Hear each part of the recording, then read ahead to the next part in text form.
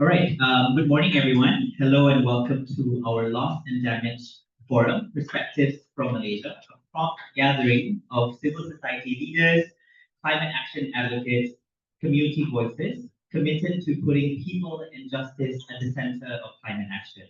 My name is Jinghann, and I will have the honor of being your MC for today's forum. This event brings us together to reflect and share and act at one of the most urgent climate issues of our time, loss and damage. For communities already enduring most of the climate disasters, the need for financing, accountability, and solidarity has never been clearer. To officially open our forum, let us now hear from Lavanya, the Director of Policy and Climate Change at WWF-Malaysia, who will be giving the welcoming remarks to set the tone for today's gathering. Thank you, Adiba.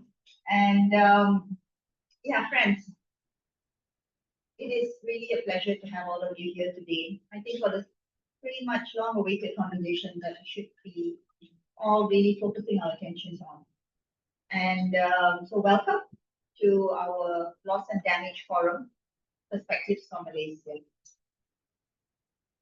Before we venture further, I would really like to express my gratitude and big thanks as well as that of all the organizers here to APTG and MySDG for allowing us to convene at this space, Ruang, MySDG, to have this dialogue about loss and damage.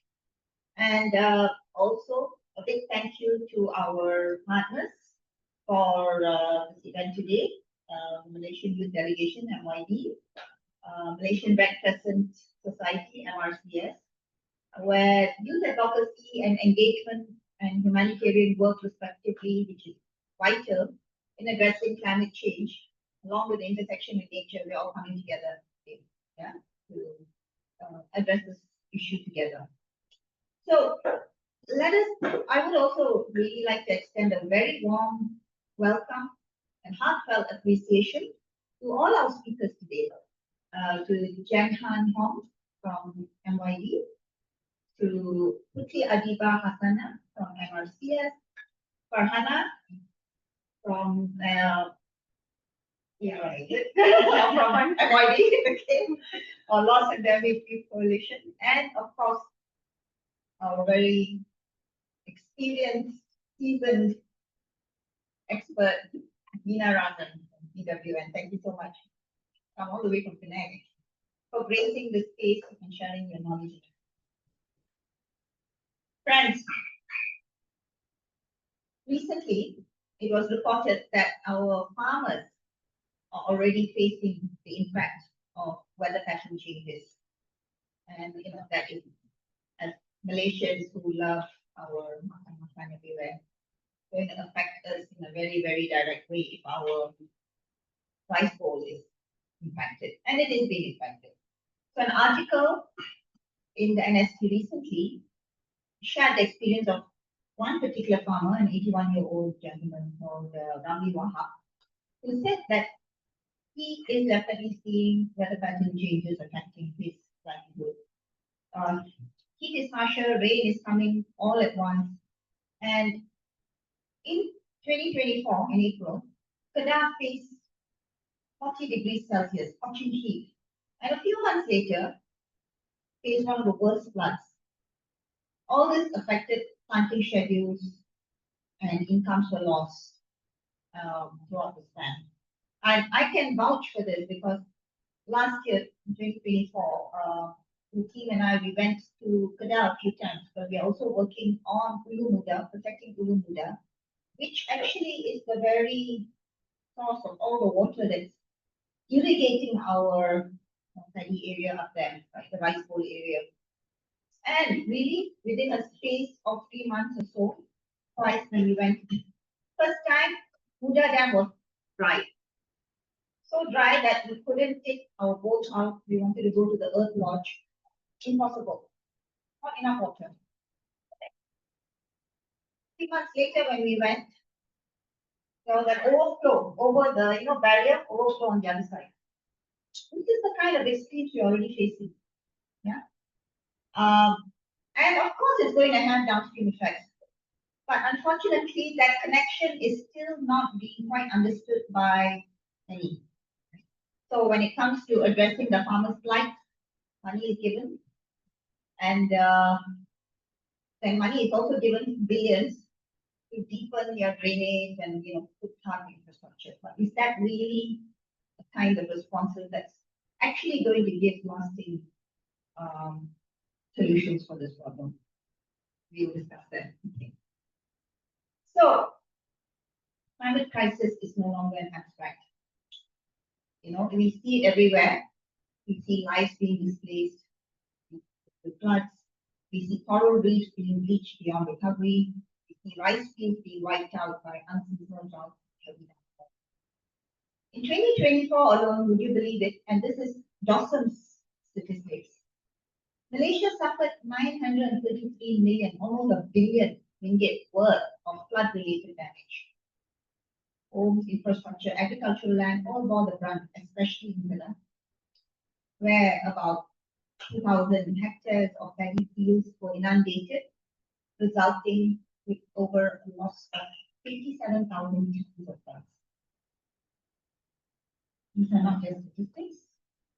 They represent losses that cut across families, livelihoods, and national food security. November 2024, NADMA reported, that's now National Disaster Management Agency, that over 137,000 people were displaced by floods. Actually, Malaysia is also at the same time experiencing an ecological loss. However, we haven't actually got the exact extent or value being systematically assessed and documented. There's rising sea levels that are drowning our mangroves, increased sea surface temperatures causing coral bleaching, erosion of natural systems threatening the very fabric of life, especially for local and indigenous communities who rely on them. Even yesterday I read about coastal erosion affecting some communities, right? So as you all know, in COP27 in Sharm el-Sheikh, finally we had agreement regarding the formation of the loss and damage fund, right? Just a quick interview in case people don't know what the loss and damage part is. It's actually the third and very important pillar of climate action. Mitigation is something that we're all very familiar with. Adaptation, slowly we're beginning to understand, I think, the wider community. Although civil society has been saying adaptation is something we have to focus on equally, if not more, in some of our countries compared to mitigation. And loss and damage is how we address the residual impacts. How much you do mitigation, how much you do adaptation. We are on a trajectory where climate is being forced. In fact, we're seeing it already, and it's only just going to grow because climate action is warning what it needs to do. So this is what loss and damage is about. Just sorry, a quick segue to that. So finally, countries globally decided, yes, we need to create a fund for the loss and damage fund in Sharm el-Sheikh. And this fund is a crucial instrument to channel financial support to developing countries suffering from climate impacts that cannot be adapted. Purpose is to recognize that while we must continue mitigation and adaptation efforts, there are indeed already irreversible losses of land, culture, livelihoods, and life itself that require solidarity-based finance. I need to underline, this is not charity. This is an obligation. This is what, as humanity, we have to do. The fund is expected to be finalized its long-term funding, fundraising and resource mobilization strategy by the end of this year, 2025, and be fully operationalized by June 27. Nina will give us more insight and probably Farhana on this. We'll see where we're going with this. Many developing nations have been vocal in calling for a floor target of $100 billion annually by 2030, with a progressive scale-up leading to that year. And we can call for it. We can even get an agreement. Whether it gets delivered is another issue. I think some of us in this room are very familiar with what happened with another $100 billion annually pledge promised to be done in 2020 onwards, which to date still hasn't materialized. But anyway, we have to keep pushing. Numerous challenges remain, namely with respect to determining who is eligible for funds, how will resources be mobilized for this fund, and the government's inclusivity and accountability framework for the fund. And those are some of the things that we need to also sit here and discuss today. And indeed, it will be interesting to also await the decision of the International Court of Justice. The decision is coming out on Wednesday the 23rd, and it will be a historic advisory opinion on climate obligations of states. So just as a bit of background, the UN General Assembly, based on an initiative taken by law students from Vanuatu, I believe, raised this question to the International Court of Justice for an opinion. What are states' obligations to protect climate systems from greenhouse gas emissions? And secondly, what are the legal consequences of states when they fail to do so? So we should be listening out for that next Wednesday. With this background of ongoing climate change politics on loss and damage, it would be pertinent to observe how Malaysia would navigate such international negotiations and mobilize access to the loss and damage fund.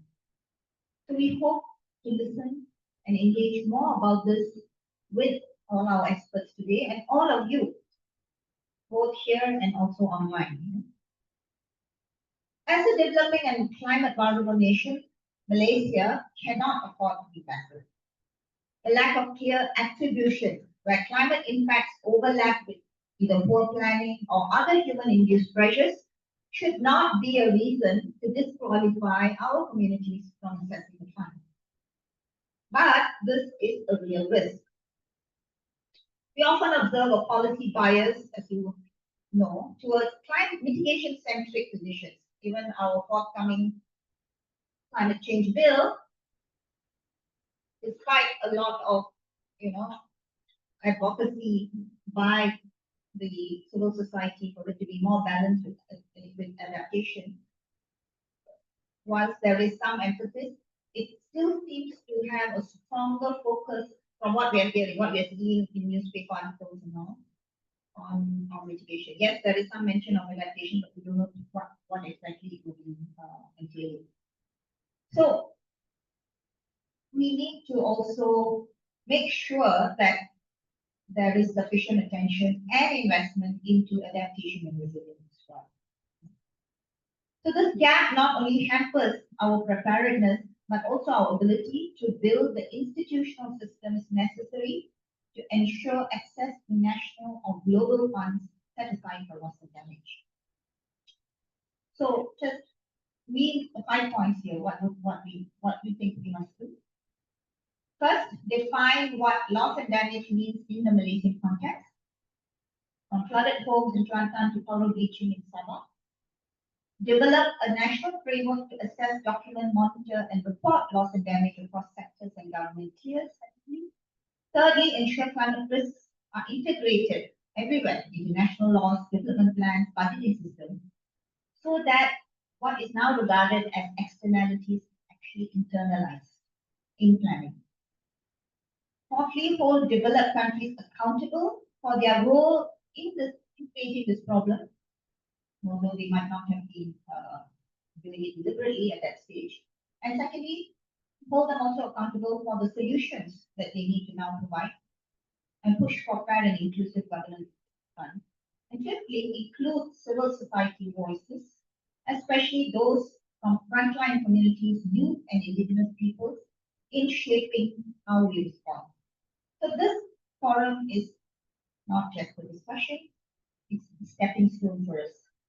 So we hope today's dialogue will provide greater insights on the topic of loss and damage, especially amongst civil society groups, and deepen interest and appreciation of this topic, so we are collectively equipped to recommend, advocate, and co-create a Malaysian framework for loss and damage.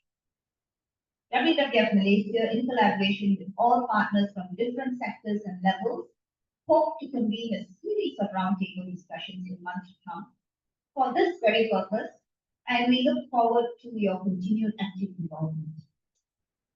Finally, in closing, I would like to thank the team at WWF who worked with various partners, as I mentioned earlier, MYD and MRCS, to initiate today's event.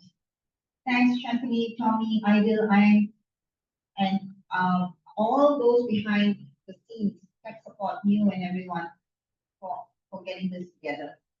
So with that, thank you very much, and let us have a quick and interactive session.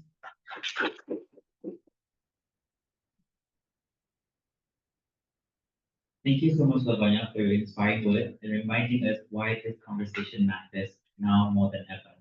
To set the theme of loss and damage for our event today, we will start with two presentations from our two partners, the Malaysian Youth Delegation MYD and the Malaysian Red Crescent Society MRCS. First, I would like to welcome Jinghann from MYD to give us a crash course on loss and damage.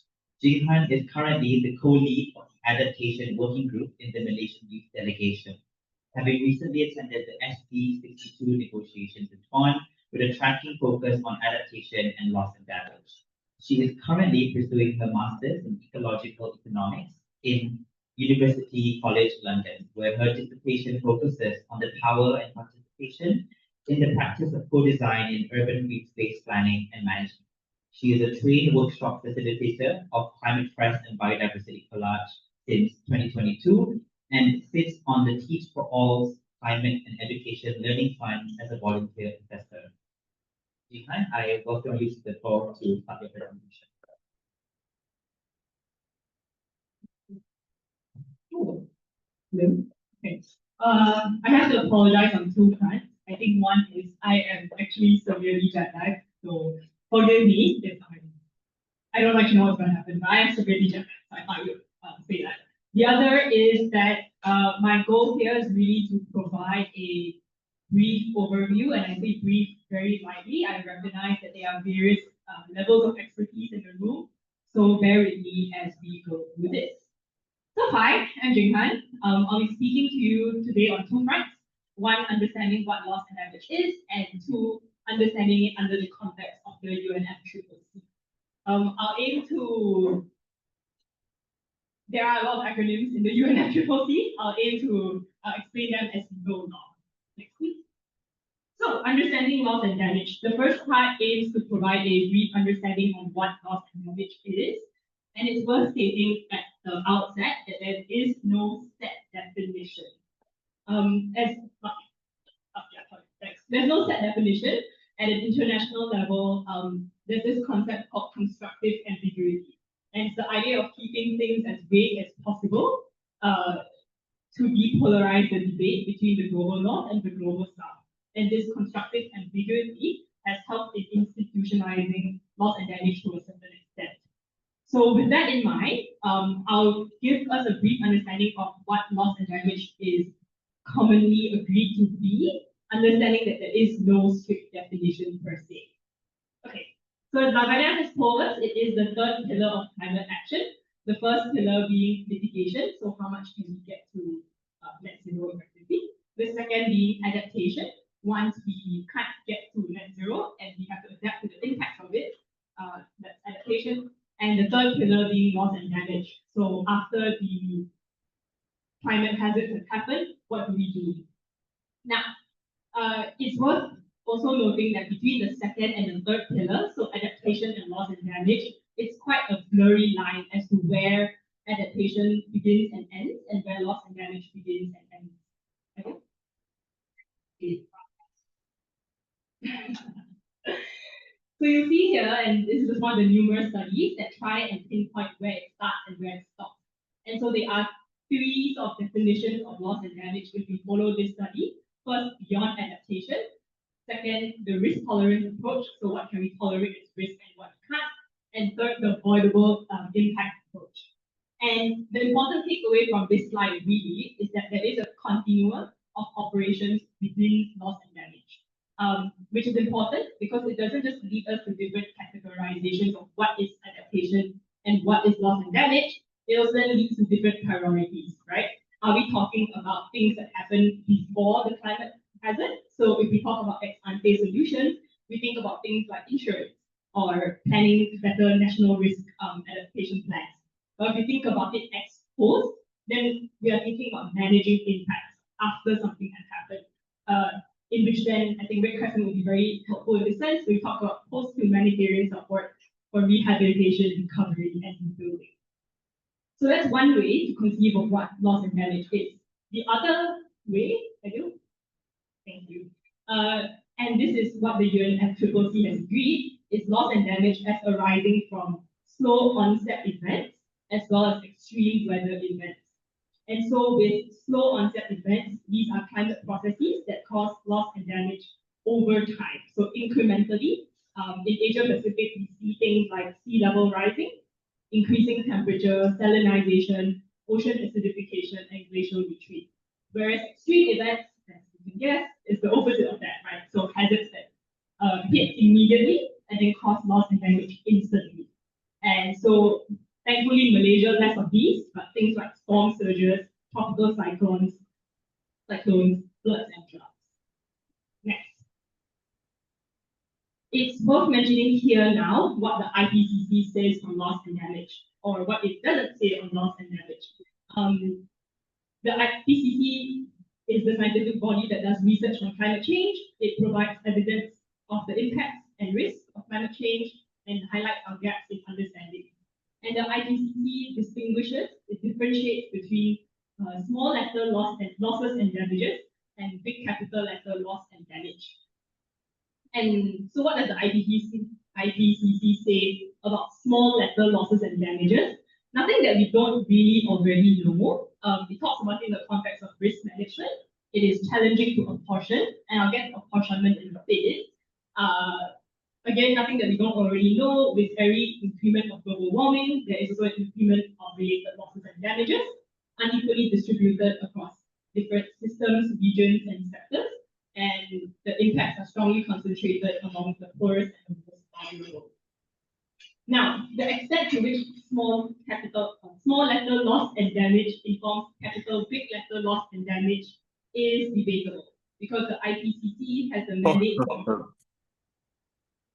policy relevant, but not policy prescriptive. So you can't tell constituencies what to do. And I mentioned that I'll briefly touch on apportionment. So also worth talking about here very briefly is attribution science. Not to go into 101 of climate science, but we know that the Earth's climate system is nonlinear and dynamic. So there is no temporal effect of climate change. Something that's happened maybe 150 years ago in the past is now showing impacts today. And there is no spatial impact either. Something that a human caused thing that happens in the global north may end up having consequences in the global south. And because of this, attribution science has come up as a way to study how climate change is affecting the likelihood and severity of extreme weather events. It got really popular in about 2004, and then this has been study after study of climate modeling since. So this map that you'll see here is a compilation from Carbon Brief. It compiles all the studies that have been done on attribution science. And in theory, if we think about attribution science, and we think about cause and effect, it could provide evidence for claims of developing countries for damage. But the science policy gap here is still quite big. There's not much talk on attribution science and loss and damage, finance claims, partially as we shall see later because the mechanisms are still starting up. So it's interesting to sort of keep in the background, but it does raise the question of the extent to which it will be incorporated into policy. And then the third way, of understanding loss and damage is economic and non-economic losses. So economic losses are things that can be quantified. You'll see some examples on the screen. Non-economic losses are things that cannot be quantified. And it's important to note that this quantification is very specific to quantification in commonly traded markets. So anything that you can basically pay a price for. And there are problems with that, and we'll see that in a bit. But I want to draw us to Next slide, please. Malaysia. So we know that one extreme weather event that we face are floods. But as Lavanya has also highlighted, the Malaysian government doesn't really recognize loss and damage as a third pillar. So if you look at the grouping consultation, I think adaptation itself is hard to push through, much less loss and damage. Next. In 2024 last year, this is too small. But anyway, in 2024 last year, Hasanah Research Institute released a paper titled "What is to be done confronting the climate crisis in Malaysia?" And it outlines the estimated losses and damages in Malaysia for floods. And it also highlights that we don't actually measure, so these are economic losses and damages, but we don't really measure the non-economic value of these things, such as, for example, impacts to mental health or loss to cultural life. Next. So I talked a little bit, I hinted a little bit at the challenges in measuring loss and damage. And perhaps in your respective civil society constituencies, you might have faced some of them. For economic losses, it requires good data keeping practices in the first place. It requires the ability and the capacity to quantify them. And for non-economic losses, there is the question of who gets to define what is valuable. Something that I might find valuable or us as a nation might find valuable might not be so on an international stage. There's also a somewhat logistical difficulty in tracking it. So for example, stuff that's passed down through song and dance, for example. It's not that it doesn't exist, but how do we know it exists, right? And this dichotomy of economic and non-economic losses is somewhat not really debatable, but it's something that to reflect on as well. Because on one hand, while it shows us what we can tangibly quantify, it doesn't really help us in thinking about how to do it, as well as making us disregard interlinkages between economic and non-economic losses.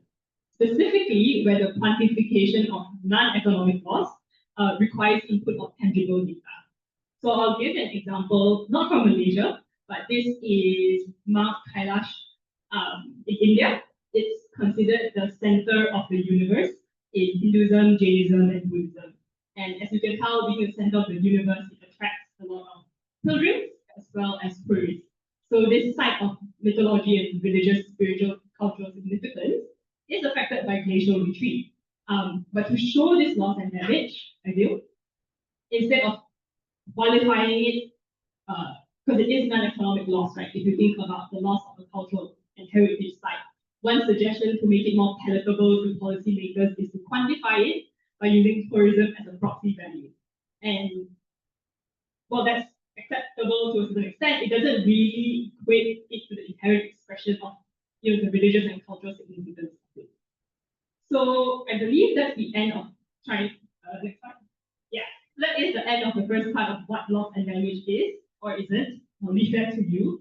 For the next part of this, we'll go through loss and damage under the UNFCCC context. So here is a timeline of the history of loss and damage under the UNFCCC. Not going to go through one by one. It's just worth noting that there are roughly 3 stages. There's the initial scoping stage from COP 13 to 18, and then establishing the institutional setup from 19 to 26, COP 19 to 26. And now the focus is on shifting, focus has shifted to catalyzing responses to the needs of loss and damage. You'll see that the timeline starts in 2007. That's not entirely accurate in the sense that loss and damage has been a topic that has been pushed forward at international stage since 1991, when the Alliance of Small Island States, AOSIS, one of the negotiating blocs, first called for it. And their concept was more of a compensation fund that was paid into it by industrialized countries. And we'll talk a little bit about this fund and how it ended up later. Next. In 2015, loss and damage is anchored in the Paris Agreement, so it gets its sort of separate article in the treaty compared to adaptation, which makes it clear that it's an important issue and that it's a distinct issue from adaptation. But it later then goes on to say that Article 8 doesn't involve or provide a basis for any liability or compensation. And this reflects somewhat developed countries' fears of being held legally accountable. So there are three main institutional arms you should have if you're talking to your climate savvy friend know about. And the first is the Warsaw International Mechanism. So it's established in COP19 in 2013. There's three main functions: enhancing knowledge and understanding of comprehensive risk management, strengthening dialogue, coordination experience, and enhancing action and transport. And support, sorry, my bad. And it is the main vehicle in the UNFCCC process to address loss and damage. COP19 also next established the EXCOM, or the Executive Committee. So I'll refer to these two as WIM and EXCOM from now on. So it also established the EXCOM of the WIM, which is a sort of operational body to guide the functions of the WIM. And here, in the bluish part, you see the visual representation of the WIM ecosystem, where parties in UNFCCC negotiations provide inputs and mandates to the EXCOM to do certain things. And then they report back to parties. And the thing I want you to take away from this is how politically interdependent this is, because if stuff gets done at UNFCCC negotiations, then it gets passed down, right? And equally, if it doesn't, then it doesn't. The EXCOM is empowered to establish expert groups. So that's the one you see on the far right, I think facing you. And so far, it has 5 thematic working groups. You can find papers on what the discussions were online if you go to the UNFCCC website. The last thing I want you to know about is the Santiago network. And I'll spend a bit more time on this. It's established as a result of the second review of WIM in 2019. And the aim is to provide technical support and assistance that is demand-driven. And what does demand-driven mean? It means that parties have to apply to this thing. The idea of the Santiago network is a network of OBNE, so that organizations, bodies, network of experts. So OBNEs who are experts on L&D, and the idea is to get like a bunch of experts together. Parties who are in need of these experts will apply to the Santiago network to get access to these experts. Now, I'm not going to play the video, but when you hit it, it will play, so don't play it. You might have seen this short clip before. I don't think there's sound either. Okay, great. I'll just talk over this man, who is very important, don't get me wrong. And so it's the Tuvalu minister. It's actually so to show you very soon. The idea is that he's on the podium and he's talking about how it's a small island state nation, and he's talking about how climate impacts have impacted this country, which is to say sea level. I think it's something yeah, sea level rising. So you can watch it online. It was not really a debate, but somewhat, as you can see. The point I want to make here is that the Republic of Vanuatu was the first country to make a formal request to the Santiago network. And so this original request was in 2023. It's the first country. I think 2 more countries have done so. But as you can tell, because it's demand driven, right? Not many people have A, know about it, or B, are making applications to it. So in their NDC, Nationally Determined Contribution, in 2023, they kind of mapped out all the things that they need because of climate change. And as a nation, it has very high climate vulnerability, less than like 0.0016 of global historical greenhouse gas emissions. However, because of the high climate vulnerability, we think there's not really that much transparency around the process yet. It has succeeded in obtaining about US 330 to develop a national loss and damage country program. And this work is still ongoing, so they were called by the Santiago network to support Vanuatu that opened and closed early this year, and now the selection process is being undertaken to determine the best service provider to help this country that has successfully gone. Next slide, please. One thing I'd like to encourage you to do, if you can, I know this is really small, but anyone that is an organization, body, network, and expert and meets certain criteria, you can find out more in the link. I know it's too small, can apply to be a part of the Santiago network. And this is important on 2 fronts. One, the idea is then, Malaysia gets access to, for example, as Lavanya mentioned, talking about monitoring, evaluation, and learning systems, right? But two, because it's such an early stage, it's also a chance to shape what the international landscape on loss and damage is like. So if you have capacity or your international arms, your parent bodies have capacity, this is something that I recommend. Although, as with anything, UN really is quite an arduous application process. Okay, so we talked a little bit about the institutional setup as well as the operational setup. Let's get into the financial setup, which I'm sure is on everyone's mind. This slide is, before I kick into it, very text heavy. It's meant to be a whistle-stop tour on how financing loss and damage has come about. And I think it's important because knowing what happens at an international stage will tell us A, the scale and the pace at which things are happening, but also B, what can be done or what really needs to be done more on the local ground to pressure upwards. So in 2021, there was no funds yet, but the Glasgow Dialogue came about. And in 2021, developing countries demanded a funding facility to help victims of droughts, flooding, storms, sea level rise. The US and EU blocked the move. They suggested a dialogue, which is literally just a space to talk about funding and stuff. Good news is in 2022, in 2022, countries agreed to create a new loss and damage fund. So this was known as the L&D fund for BID.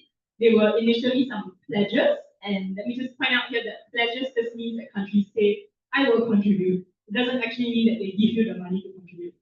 And so they set up a transitional committee to meet in 2023 to talk about operationalizing the fund.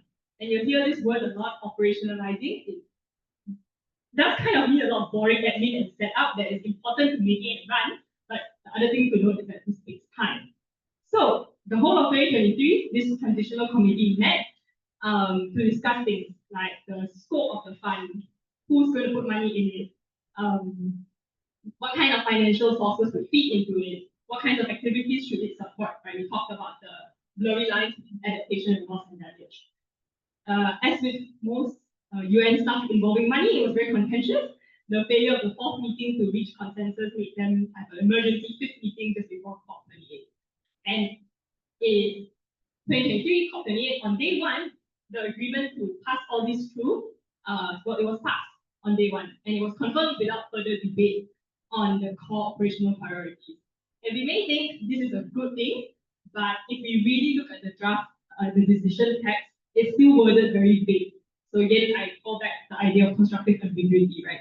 It's worded very vaguely, and so what happened was that they created this fund, and then they said, okay, time for the, so now it's no longer the loss and damage fund. They renamed it to the Fund for Responding to Loss and Damage. They said, okay, time for the FRLD board to decide on these things in terms of scope. So if you look at the decision text, it talks about a broad remit in the context of ongoing and ex post, which definitely covers everything concrete. In 2024, so there's another star, so it's important, remember it. And when I said operationalizing is a lot more than just, okay, where's the money and how are we going to get it? There was some progress made in 2024, last year, where they completed a few of the more administrative things, right? So they appointed a first executive director, they decided the host country was the Philippines, and they confirmed that the World Bank, note the wording, is able to fulfill the conditions set out to operationalize the fund. And this is somewhat contentious as well, because there was a lot of debate on whether the World Bank should or should not be the host for this fund. And the reason for that is very briefly going into grant-based finance versus loan-based finance. So grant-based finance, I give you a grant, a scholarship, you have to pay back. It's effectively kind of free. But a loan-based finance requires you to pay interest. And so developing countries that want to access this fund, I mean, on one hand, lucky that there's no money already, you get to get interest. So after a lot of back and forth, this was the sort of compromise that was reached at the negotiations, that the developed countries would put in money in exchange for this post that they wanted. So that's how the World Bank came into place. Other two things to know in COP29, there was a new climate finance goal that was agreed, but there was no sub-goal for loss and damage. And so what you might see happen in negotiations is if one room agrees on something, Now, we think obviously that it should be cross-cutting and put across as many avenues as possible. Politically, of course, you can see why developed countries might not want that. So there was no sub-goal for loss and damage. And importantly, countries also failed to finalize the third 5-year review of the Warsaw International Mechanism. So they deferred that to, so this was 2024 in COP, they deferred it to Bonn this year, and they also didn't reach an agreement, and so now it's being deferred to COP this year. Yeah. Okay. More recently now, yeah, thanks. Okay, so more recently now, the fund for the FRLD board has been meeting. And this year, in the 5th meeting in Barbados, they decided on a few key things that we actually want to know about. First, they decided that they will give grants, not loans, which is good news, no interest. They decided that small island states and the world's least developed countries would receive at least 50%. Good news for them and also kind of good news for us because we can apply. But it's worth noting that there was a lot of contention over this. These negotiating blocks initially, I think, wanted up to like 80% of the fund, which the developed countries were very keen not to have over concentration of funds in one place. So this was the compromise that was reached. And as Lavanya also mentioned, there was a commitment to adopt a resource mobilization strategy. Just means how to find more money to fund this thing. And this also comes at a point of contention of scale, because developing countries wanted the fund, as you would think about any trust, to grow significantly over time to meet the demands of climate change risk and impact management.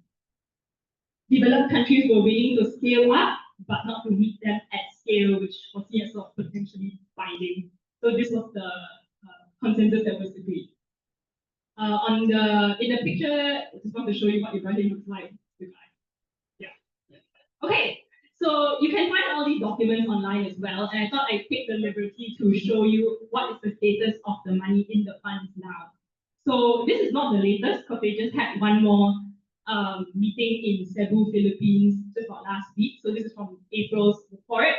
I know it's really small, but you'll see sort of here that it's right now around 765 million US dollars pledged. And I said pledged is not, I mean, pledge just means I say I give you money, but doesn't mean I actually give you money. So that's 768 that was pledged. After they say I give you money, they need to write a contract to say I give you money. So these are known as signed contribution agreements, which are agreements to make payments. So you can see who has signed and who has not yet signed. And even though US said they have signed, they are not paying any money. But it's worth noting it's only 17 million. Okay, but signed doesn't mean that I actually have given you money. Next slide. So how much have they actually been given? You can see the flow from contributions signed to funds held in trust, which is about 321. And this is $321 million. If we think about the economic quantification of loss and damage, it's estimated to be at least $400 billion USD. So the pool of money is already not very big in general, just to contextualize it for you. Yeah, so if you keep looking out at the UNFCCC website, they do a fund status. The latest one has Japan's extra contributions. It varies from like 2 million more. But generally, this is the state of it. So those that are quick in math will kind of figure it out that it's not enough. So this brings us to kind of present day. Last week, they had their 6th meeting in Cebu. Lots of things happened there, some administrative. The important thing for us to know is that they opened up call for proposals and or funding requests from developing countries. And they invite developing countries to designate a national authority or national focal point. We already know that the Malaysian government doesn't recognize LND, so I leave that to in our collective discussion that WWF will also have roundtables and so on to figure out what we shall do with this in mind. But that is the end, I believe, of my whistle stop tour on loss and damage.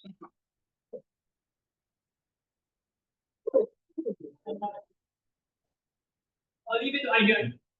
Thank you so much, Jinghann, for that engaging presentation on your illustration of loss and damage from the national framework context, and to socialize that with civil society leaders and advocates here at the Loss and Damage Forum.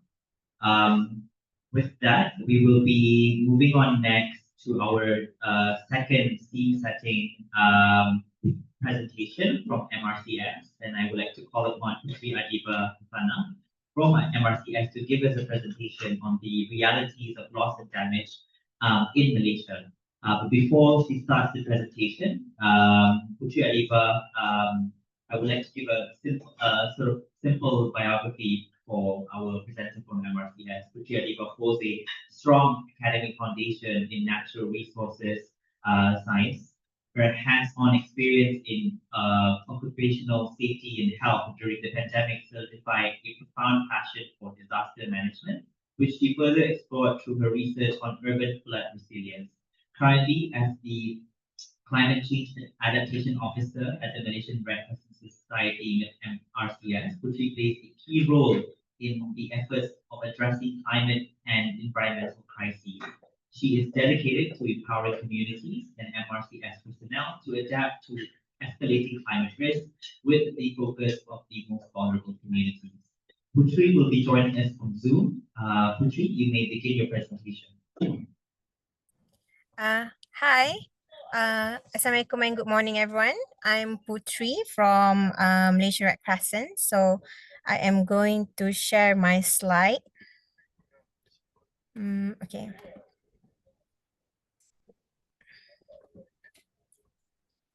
Can you see my slide?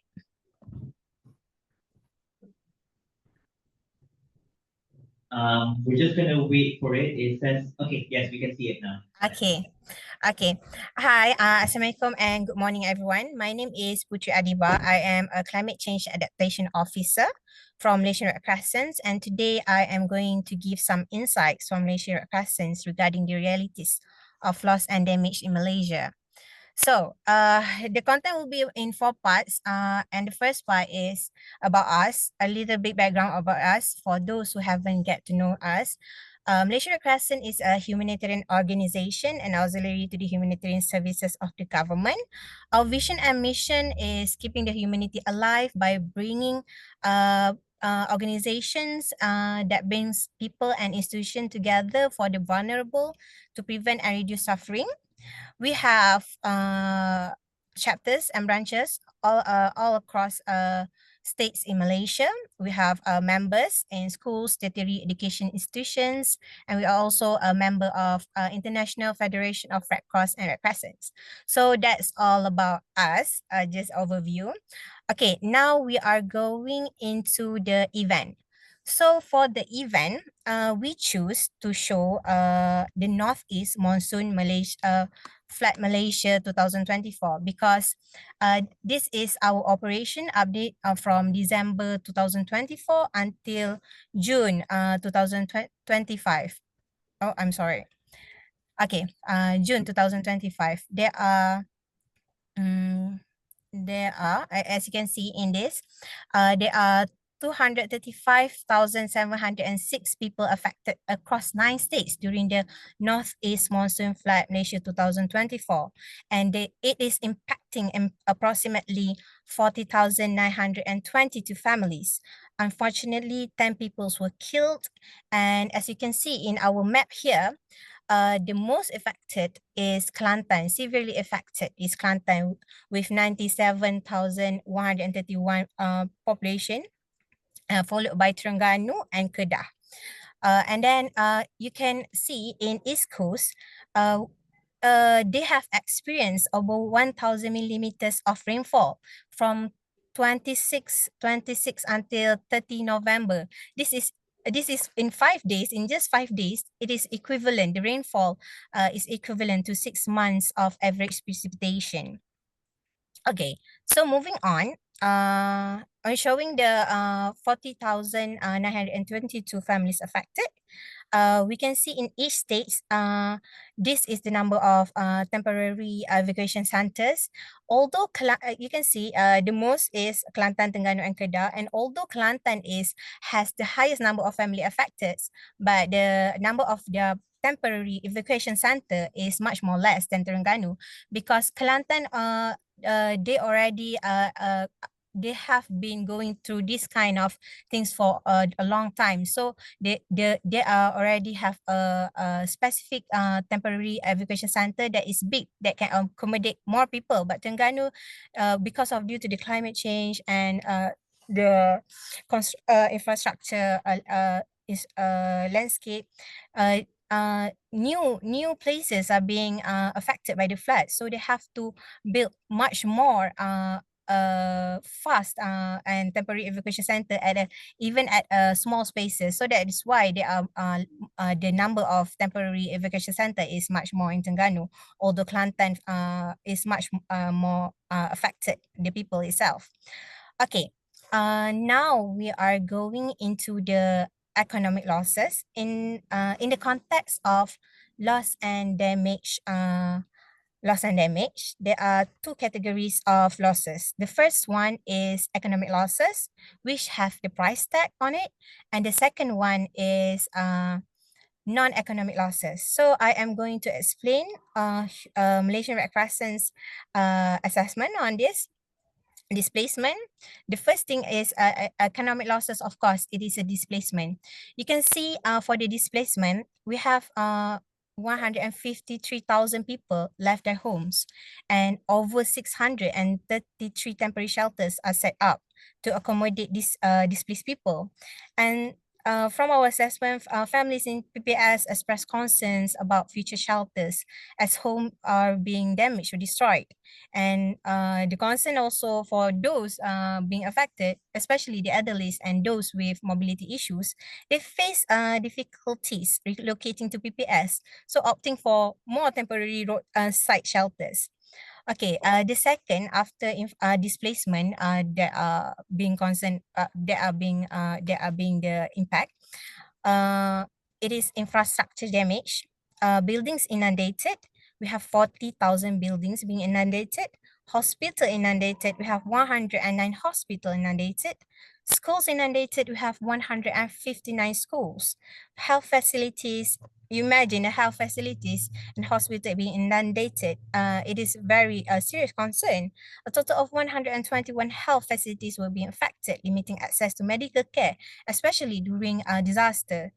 Okay, and then roads being submerged or damaged by landslide, and then we have disrupting intercity connectivity and relief support. Airport, we have Sultan Abdul Halim Airport runway in Kedah was closed due to flooding, for example. And then train services are disrupted on the East Coast because East Coast is severely affected during the Northeast Monsoon 2024. And then the power outage affected larger areas, including temporary shelters. This is the economic losses. And then we have drainage systems. The existing good drainage system is because of the climate change, they're being overwhelmed by persistent and heavy rainfall. And for the poorly maintained drainage system, it contributes much more to the extensive damage. Combine these two and it becomes a drainage system. And for the economic losses, we have also to include the agriculture losses, because the Ministry of Agriculture and Food Security, KPKM, reported about 19 million ringgit USD in damages, and this include nearly 9 million in loss rice crops, over 760 farmers, and more than 1,600 acres will be affected. This exacerbated existing food security because prior to this, we have drought and then came with the flood. Yeah, imagine it is affecting the national rice supply. And then we the planting and harvesting season is being severely disrupted because of this prior droughts, flood, and then you have to recovery, and then we don't know what is going to happen because of the climate change. And then paddy fields, standing crops, and seedlings destroyed, especially in Kedah, because it is straining the farmers' primary income. And then we have damage extends to vegetable farms, fruits, orchids, disrupting food and chain supply. So enough about, I think you got the idea, the economic losses on loss and damage. Now we are going to the non-economic losses, which doesn't have the price tag, but it is important. The first thing is education. Education is being affected because like I said in the slides before, there are 159 schools directly affected by flooding, and over 5,000 students scheduled for SPM exams were impacted. They cannot even go to their school to take their exam. They cannot even go out of the house. And then we have many schools are being used as a temporary evacuation centers. This dual thing, disruption of the school, inundation of schools facilities, and then the facilities, the schools buildings are converted into temporary PPS. This dual role disrupt the learning and strains resources. And then the second one, we have livelihood disruption. It is a significant impact on communities depending on daily wages. For example, as I said before, agriculture, the farmers, the carpentry, the fishing, the boat and services, because they depend on the land, but the land is being flooded, or their job, they cannot do their job. It is much more these communities with these types of job are much more vulnerable to this type of disasters and loss and damage. Many affected areas that has never been experienced floods of this magnitude, leaving residents unprepared despite early efforts, because this for the Northeast monsoon season 2004, the flood develops much more faster than previous years. Although they are expecting it, but usually in 2 or 3 hours, the water level will rise. But now in 1 hour, it rise and forcing hasty evacuations. And then the third one, we have to focus on the health, because in education, you can see the students are being affected mentally, because they cannot take their SPMs, worry about it. And then we have the farmers, because it happens to them every year sometimes. And then the land, they cannot move the land, or people that have the house infrastructure, they cannot simply go and buy a new house. These are the vulnerable peoples. So their mental health over a long term, they need psychological support, and this is significant because there is a gap to limit the availability of psychological, physical counselors and psychological first aid providers. And then we have over 4,000 cases of infectious disease regarding to health because of the flooding in Kelantan alone. And then more than 10,000 cases reported nationwide since the first wave of flood. The common illness is acute respiratory infection, skin infection, acute gastroenteritis, conjunctivitis. And then the health for this part, it is also related to water, sanitization, and hygiene promotion, because in Kelantan itself, 350 houses are being impacted, including 114 households urgently requiring clean water, according to our assessment. Residents travel up to 5 kilometers just to buy water. This is very concerning because only 2 water tankers per district were available. And in Terengganu, the stagnant floodwaters and waste debris in residential areas created hazardous living conditions that are contributing to the health concerns. So poor drainage system exacerbates the problem. Ministry of Health also reported that 10,272 waterborne disease cases across Kelantan, Terengganu, and Kedah. So done about the economic and non-economic losses in the context of loss and damage. So we're moving on. This is our assessment from Malaysian Red Crescent's insights. Just an overview, and then we have the MRCS provided services for water, for mental health, psychological team for psychosocial support. We have the hygiene kit, dignity kit, and others. So I think that is all from MRCS Insights on the realities of loss and damage in Malaysia in humanitarian part. Thank you. Thank you so much to both Puteri and Jinghann for those stimulating presentations. I hope the audience has learned a lot about loss and damage from the two of you. Before we start to the heart of the program, which is the panel sessions with our three expert speakers, including Puteri, we will be having a short 15 minutes break to enjoy the coffee and tea here, and for us to also network amongst ourselves. Please stay in the venue so that we can start the next session accordingly.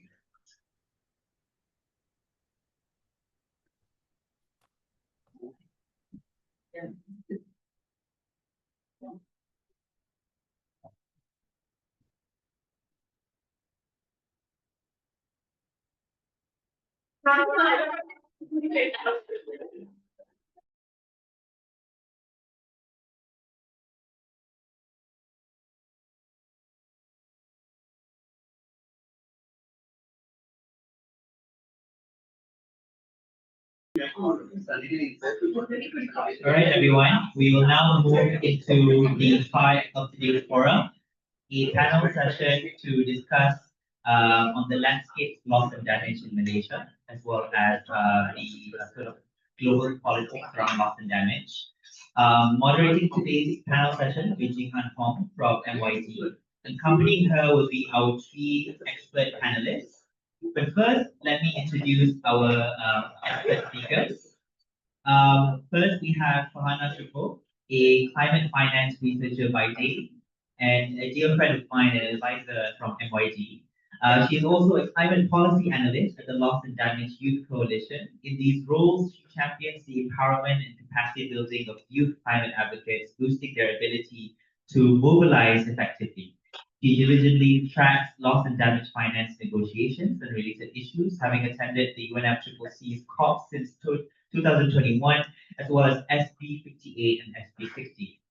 Her background in risk management and insurance, combined with professional experience in hard-to-abate industry, shapes her unique approach to climate solutions and navigating complex stakeholder engagements, ultimately driving her commitment to impactful and equitable climate action. Our second speaker is Nina Rahman, the head of programs at Third World Network, and is based in Malaysia. She is also the president of Friends of the Earth Malaysia, which is a member of Friends of the Earth International. As a legal advisor to the consumers. Right. Okay. Right. And then we also have our third speaker from MRCS, who is joining us from Zoom again, Puteri Adiba Hasanah, the Climate Change Adaptation Officer from MRCS. Please join me in welcoming our moderator and esteemed panelists. Thanks everyone for being so attentive and present in the morning, and we're going to have a bit more power through a bit more until lunchtime. For this panel, I'm aiming to do two things. So we're going to talk about L&D from a global landscape, and then we'll narrow it down to the national landscape in terms of defining it, and then we'll do the same again for financing it. So from a global landscape to a national landscape, and then be open for questions. So just to localize, I think that's a word that's used a lot in negotiations, just to localize everyone to our panelists, could you give a one or two liner to share how your work or your role shapes the L&D landscape in Malaysia? And because Puteri is online, let's go first.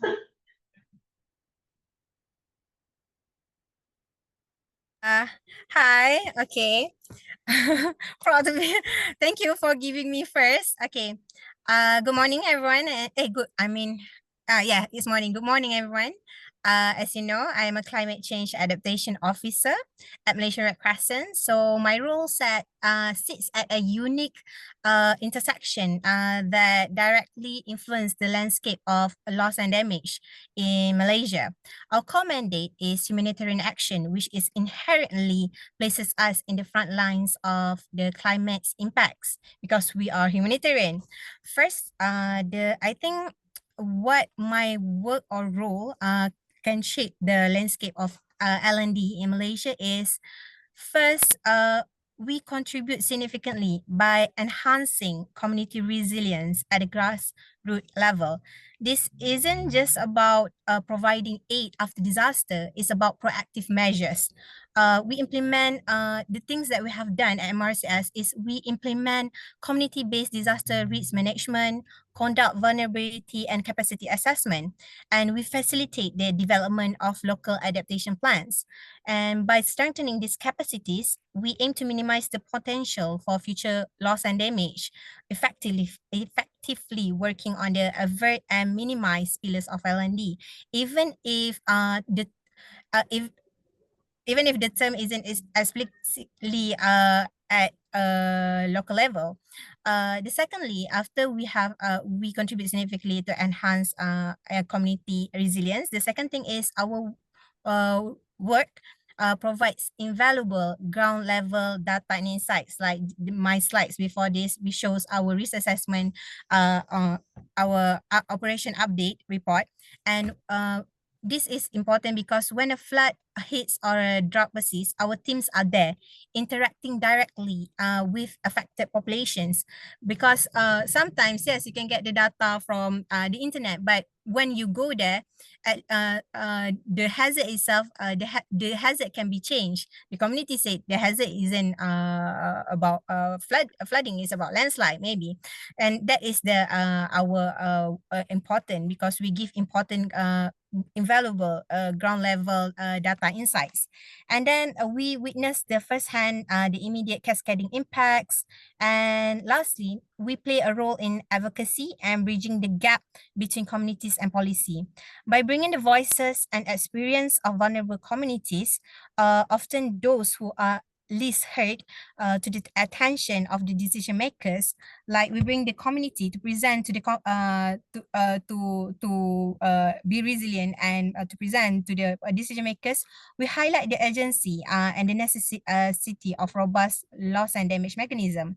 This include participating in dialogues and contributing to reports, advocating for appropriate resources allocations and policy framework that address current and future climate-induced losses. In essence, we help translate the humanitarian imperative into actionable L&D strategies formulation, ensuring for those directly impacted are not forgotten in larger discussion. So these are, I think, the three things.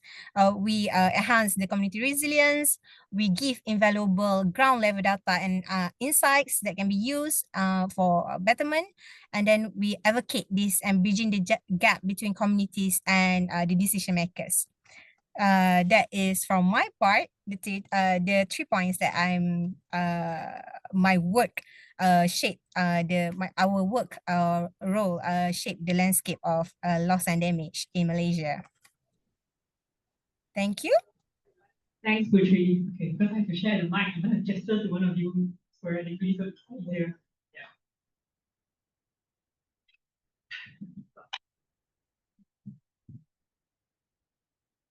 Assalamualaikum and good morning, everyone. I'm Farhana, and maybe I'll give a bit of a background on Loss and Damage Youth Coalition, LDYC. So LDYC is a global youth coalition consisting of roughly 1,000 youths from 90 plus countries across the global north and global south, where we collectively demand action on climate change-induced loss and damage.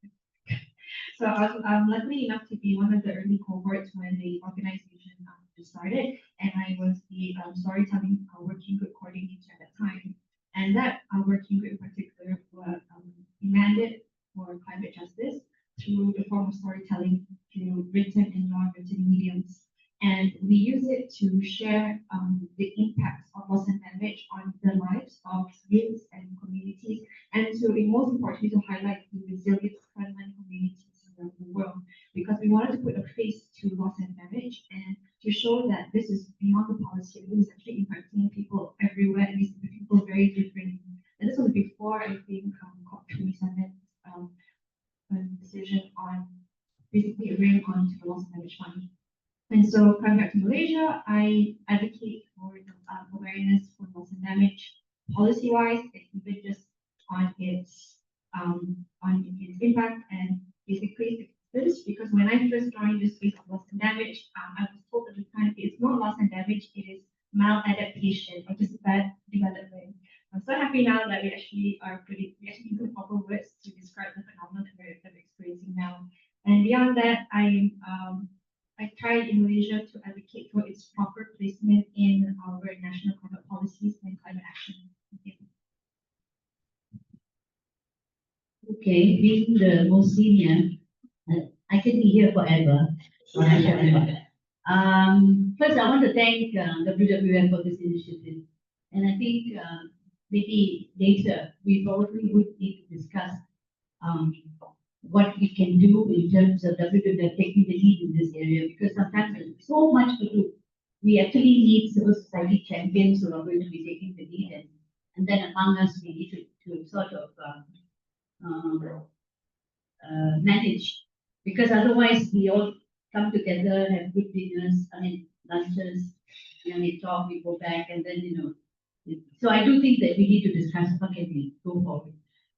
So my own beginning is a lawyer, and happy to know that you're also a lawyer, and Lavanya as well. But I think we all went into a different stream. But starting with, I am working with Malaysia, and we are actually working with indigenous peoples, farmers, fisher folk, and so on. And the aspect of loss and damage is something that we are beginning to witness, like the farmers in Madang that you're saying, indigenous people saying that their planting seasons are shifting and they don't know when to plant for what. And so everything has gone topsy-turvy. And so I think this is why this issue is so important. And of course, at Third World Network, at the global level, when we got involved with climate change, I think to the credit of Third World Network, the current G77 and China coordinator for loss and damage is somebody called Vincent Paulo Yu III. Don't ask me why he has that kind of a name. He's Filipino, and he's from the Third World Network. And then one of the early times in Cancun, when we had that big fight over loss and damage, and in Warsaw, one of them who was really representing Bolivia and negotiating was somebody called Juan Meister, who's no longer with us, but he is also was with Third World Network, and he told us how he was put in a room all by himself, representing the group of 77 in China, which is the bloc of developing countries, with the US hammering.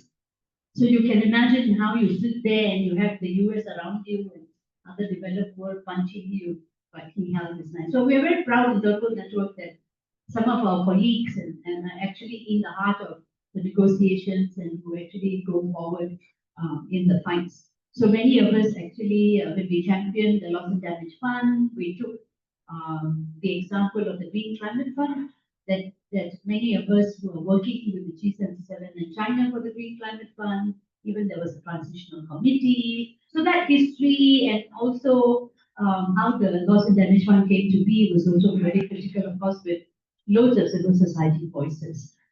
So there are many roles that many of us have played. I mean, I don't think the space here is to boast and who's a better champion, but I do think that we need champions. And thank you to the Malaysian Red Crescent for all the work that you do. It's amazing. You are really in the flood waters, so to speak. So all that is important. But I just wanted to say maybe the most important context today, why this is important, is that temperatures, we all know the temperatures are rising. The World Meteorological Organization has already said we are going to cross the 1.5 every year for the next 5 years. And when we know the science, we have seen what's happening. And this year at COP30 in Dubai, I'm still in Dubai. This year in Belém, the biggest headlines is going to be all the new NDCs, the nationally determined contributions that all parties are supposed to put. And you can predict what the headlines will be. It's not enough, it's inadequate, and the temperatures are going to cross to even 2 degrees and 3 and 4 and so on. We have to do more, blah, blah, blah. But just to say, I think we can have further discussions. I'm really curious as to why this government is allergic to adaptation and loss and damage. And I think we need to get to the heart of it. I can guess why, but I think I'll wait for the next question. I'll solve it in the question list of things to ask.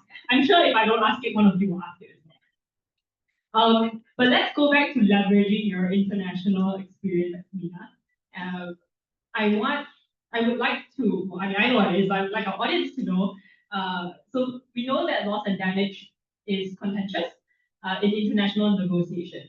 And what I'd like you to help me do today is explain the concept of common but differentiated responsibility. What is that? How does that kind of language play into international negotiations and the concept of ecological debt as well? How many minutes do I have? Yeah, I think that's a very important question. I think the whole context of the climate regime is actually based on common but differentiated.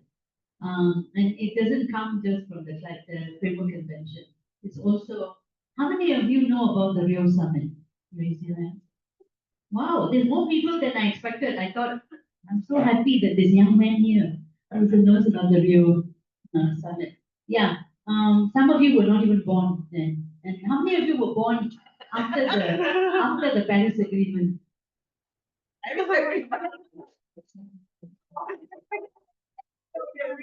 1991? How many of you were born after 1991? See, many babies. Anyway, so good you're here.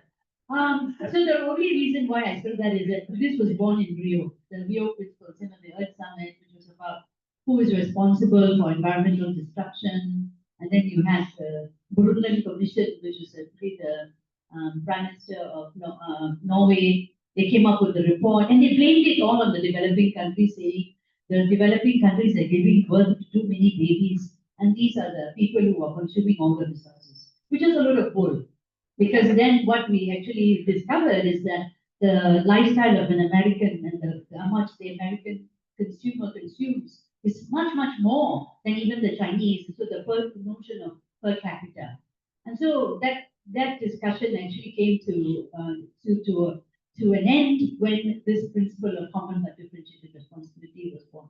Because this is a common problem, but the responsibility is differentiated. And in the climate change context, when we look at the convention, how many of you have read the climate change convention? If you haven't read it, please go and read it as of today. And the Paris Agreement.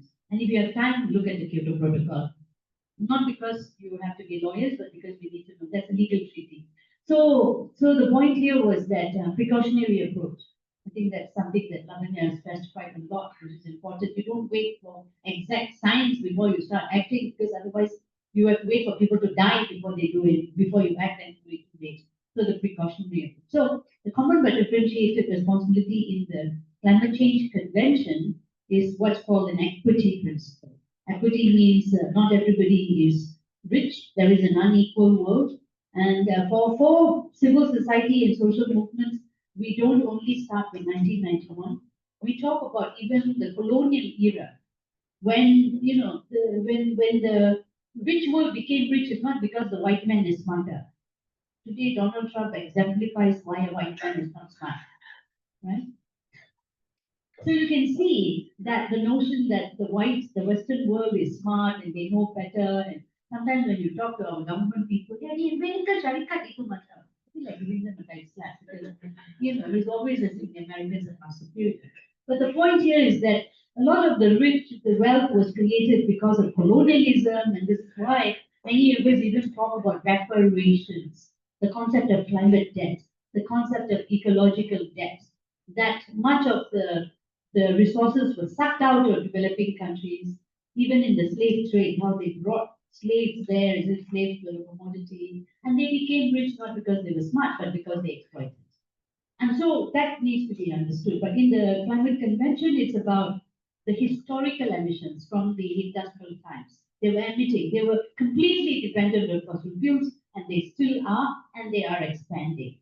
And so they don't do what is required in terms of their fair shares, and that is why we are suffering now with the greenhouse gases, 1,000 years and all, so much in the atmosphere, and the effects of this. So they have a historical responsibility, and therefore they have to take the lead in emission reductions, which they are not, and they have to provide the means of implementation, which they are also not doing adequately. So that's the bedrock, and we cannot let that be undermined. Of course, maybe the last point I'll raise is in the run-up to the Paris Agreement, there was this big discussion. Is CPDR still relevant?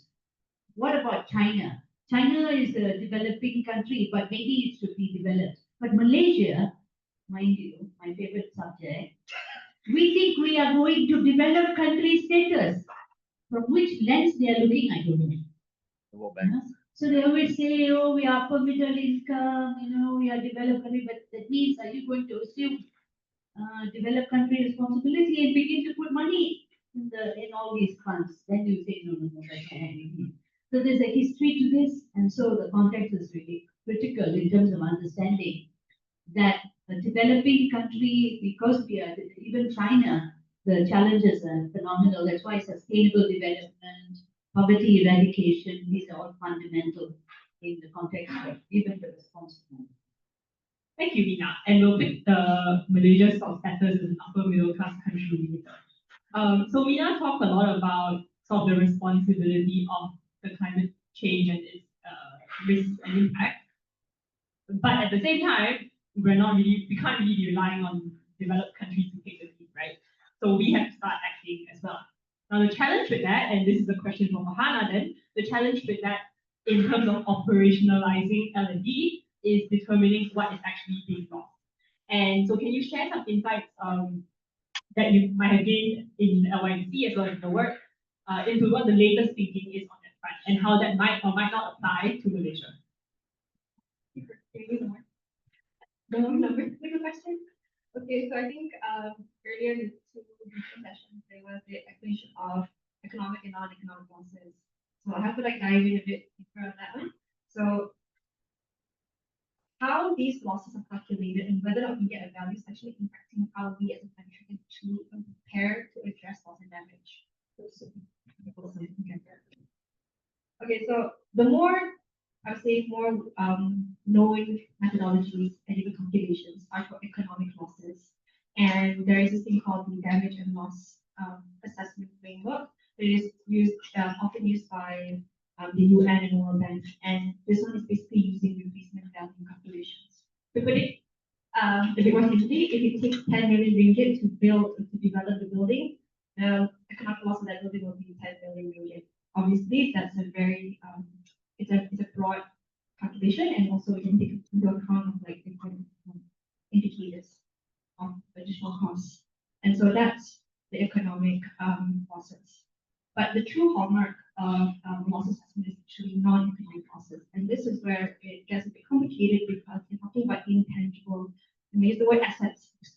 So we're talking about things such as like social disruption after a disaster, or even loss of cultural heritage sites. Like in Malacca, sea erosion, we can see that the original part of the beach has already been wooded, right? And then they tried to do land replacement, which is cannot be quantified how much what the losses are in that case.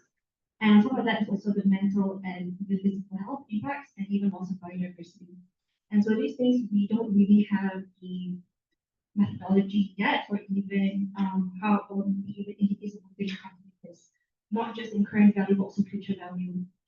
And so the latest thinking emphasizes more on participatory approaches, which is basically you are allowing affected communities to be the ones who determine what it is they value and what it is not, and the cost of that of what they value.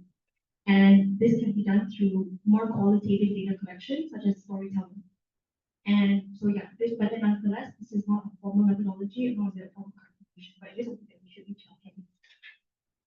And I think to put it into context, they are like the ways on how we can properly understand the impacts of actually being able to calculate these losses. I can use two countries as an example, Vanuatu and Malaysia. So Vanuatu is a small island developing state. The states, so they have a special recognition under the WWF-Malaysia. And they've been championing loss and damage as a topic and even with recognition at the UN level before the UNFCCC was even established. Correct me if I'm wrong. Okay. But because of their early advocacy, their early awareness, they already sort of in a way established their own methodologies on and being aware of keeping track of economic and non-economic losses specifically. And this includes also participatory approaches where they really focus on local ownership. And because of this focus, and I think this very long, having years of experience of tracking and assessing these losses, they even managed to discover that from one single disaster event, the losses of both economic and non-economic losses can exceed up to like 60% of their GDP. Because they have those numbers, right, they can actually advocate for what they need and how much they actually want from the community. So this extends into their reporting. So they can even emphasize loss and damage advocacy in their biannual transparency reports, BTR, that's under the Paris Agreement. And along with that, because we know that how much it's going to cost them for every single event, they can even include risk reduction, recovery, and risk reductions and recovery strategies into their reporting. And that's a level that we as Malaysia, we should actually try to aspire to get to. Now for Malaysia, trying to be a little bit more balanced as well. Malaysia, we have, in a way, we started somewhere, more to go, I guess. But particularly, we do have a form of framework to calculate economic losses, and this was created by Bank Negara Malaysia, and they have a framework but it's quite limited. But they basically focus on assessments centered on quantified damages for infrastructure, agriculture, businesses. And well, when it comes to non-economic losses, we don't have a systematic role, we don't have a robust system for that.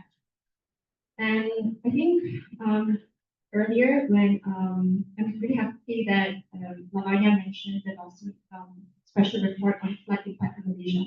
So Dawson started reporting, releasing these reports in 2021 after the Great Flood 2021 impacted 11 states in Malaysia. So they released that report and they've been publishing it every year since. And so from that reporting, they at least try to track economic losses across 6 sectors, such as infrastructure, living quarters, vehicles, agriculture. Still, it's an underestimation, but we have something to at least track trends and to see the projections in the future. And also, to give credit where credit is due, last year in 2024 reporting, Dawson at least tried to report on how flood victims actually try to prepare for floods. So the way I read it is an indication of them actually trying to measure now non-economic losses. So it will be nice to see what they'll be reporting moving forward. And there are 3 areas from my understanding based on seeing the gaps and everything of what Malaysia can do to improve, which is number 1, it has to enhance its data collection. And this can be done because based on all the examples I've given you, we do have some data, but we don't have it, it's not very comprehensive. And so we need local level data that incorporates socio-economic vulnerability. I think that's something that we do have that especially with the urban poor or even the and particularly to account the very rural and very more isolated areas of Malaysia that we need to account. And I think secondly, we need to also have a systematic non-external process. And this one will probably involve us developing national indicators that is unique to Malaysia that we can use and we can track over time.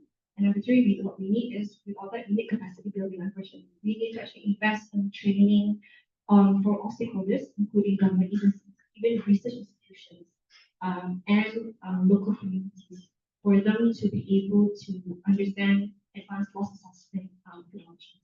And all of this is just so that we have a better understanding of what we are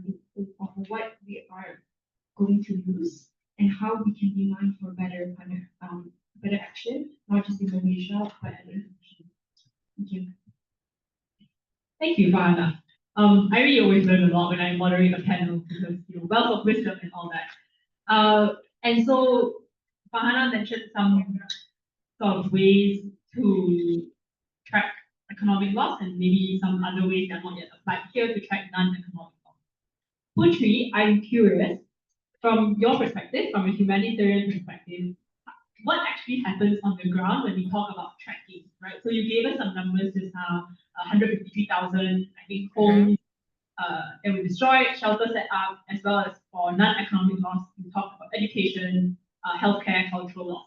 And I guess the question is really from an Red Crescent operational perspective, how does that data collection come about? What is that process? What is the process of the data collection? Is it? Yeah, and like how does Red Crescent do it? Usually we would do a risk assessment from when there is a disaster happen at a certain state, the state itself, our chapters and the branches there, our volunteers will do a risk assessment there to see what are the needs and the gaps that they need to be helped with. So from the risk assessment, we can see the non-economic losses like the data itself we get from the risk assessment, multiple sources of governments, agencies. So from there, we know which area is lack of mental health support, which area have health impacts there. So I would say it is a risk assessment, how we collect the data. And for the non-economic losses that you asked, I would say the most important often being overlooked is the psychological psychological trauma. And this the psychological trauma, because communities that are particularly in the flood prone area like Kelantan or Sabah, they experience repeated displacement and the trauma of losing homes, possessions, and even loved one. This lead to chronic stress, anxiety, depression, and for some, post-traumatic stress disorder. Children also, especially their education, because as I say, their schools is being turned into temporary evacuation center. So their education have been disrupted, leading to learning gaps and emotional distress. And we have seen the instances where individuals become withdrawn, especially for the vulnerable communities affected, dispirited, like the farmers, fearful for the next downpour because, and they lose their sense of security and stability even after long the water have resides. And the second non-economic losses that I think should be taken into serious is the for certain group, it is a cultural and spiritual losses for the Orang Asli community, the ethnic community, because the connection to their ancestral lands is intrinsically linked to their identity, traditional practices, and spiritual belief. When their forest home or their home is being inundated, that are central to the way of life are being polluted or altered, it's not just a loss of physical space, but a profound loss of heritage, knowledge, and spiritual connection. Because these sacred sites, traditional knowledge being passed down to generation and unique cultures, practices can be damaged or lost, impacting their very identity and our Malaysian identity. So these non-economic losses are cumulative and often disproportionately affects the most vulnerable. I think this highlight the urgent need for loss and damage framework to move beyond mere economic qualification, focus on and non-economic also, and truly address the holistic impact on human well-being and cultural survival. Yeah, I think that is from me for the process and the non-economic impacts. Thank you. Thank you, Puteri. Amazing. Okay. So we contextualized a little bit. I think I just want to also call out that we talk about floods a lot and sea level rising because that is the expertise that we have amassed here, but there are other things in Malaysia, other issues in Malaysia as well that do deserve loss and damage attention, just to put it there first. I want to now move us to finance, and this question is from Farhana. as a youth observer of both NCQG and L&D at international negotiations, what are some trends you've observed when it comes to L&D finance being negotiated in comparison with other forms of finance?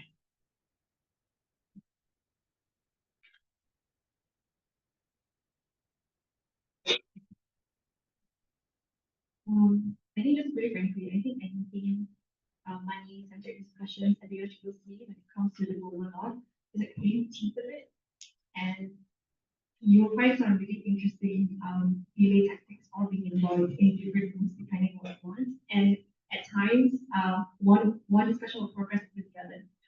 So to be more specific, interestingly enough, among all of the climate action to the money-related discussions, mitigation and adaptation financing discussions, at least there's a sense of at least a more willingness in the global north to at least engage in these discussions.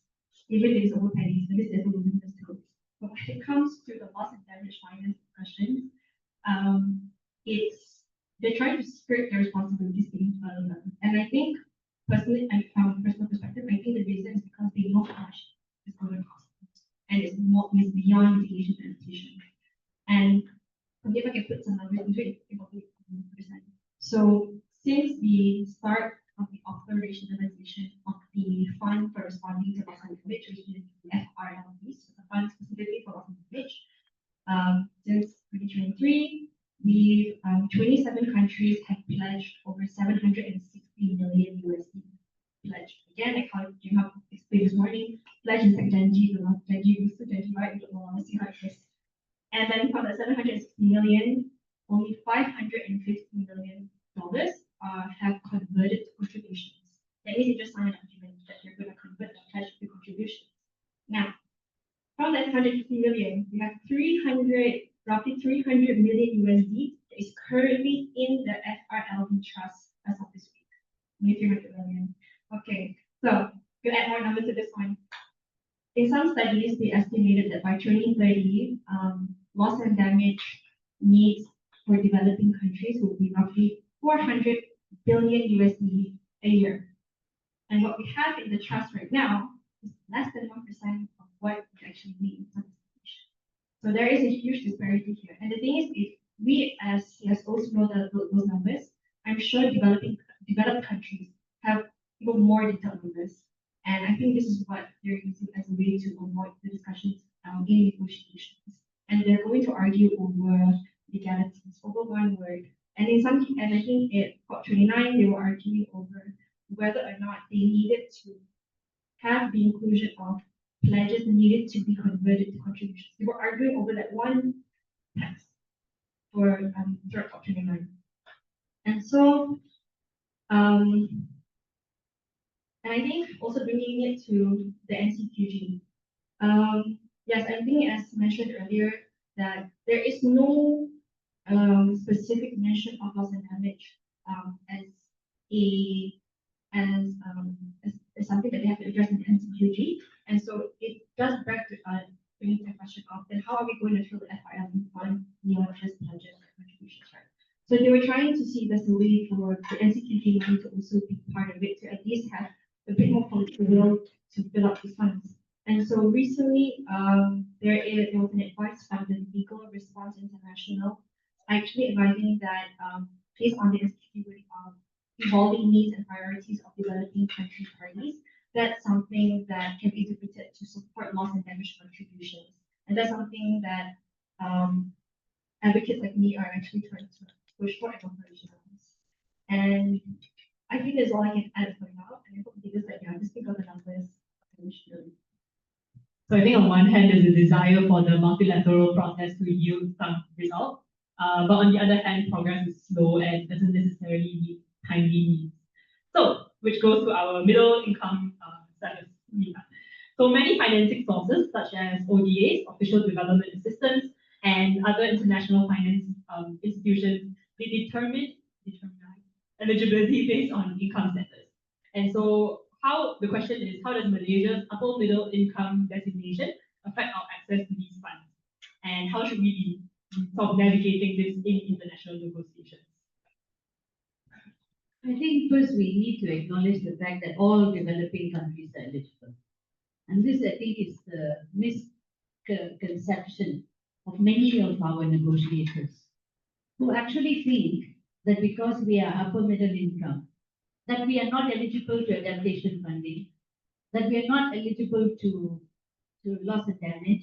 And in fact, if you, it's shocking that they actually think, and this is through some discourse that we have had, that they think that only the small islands and the least developed countries are eligible. I mean, where did they get this thinking? I don't know.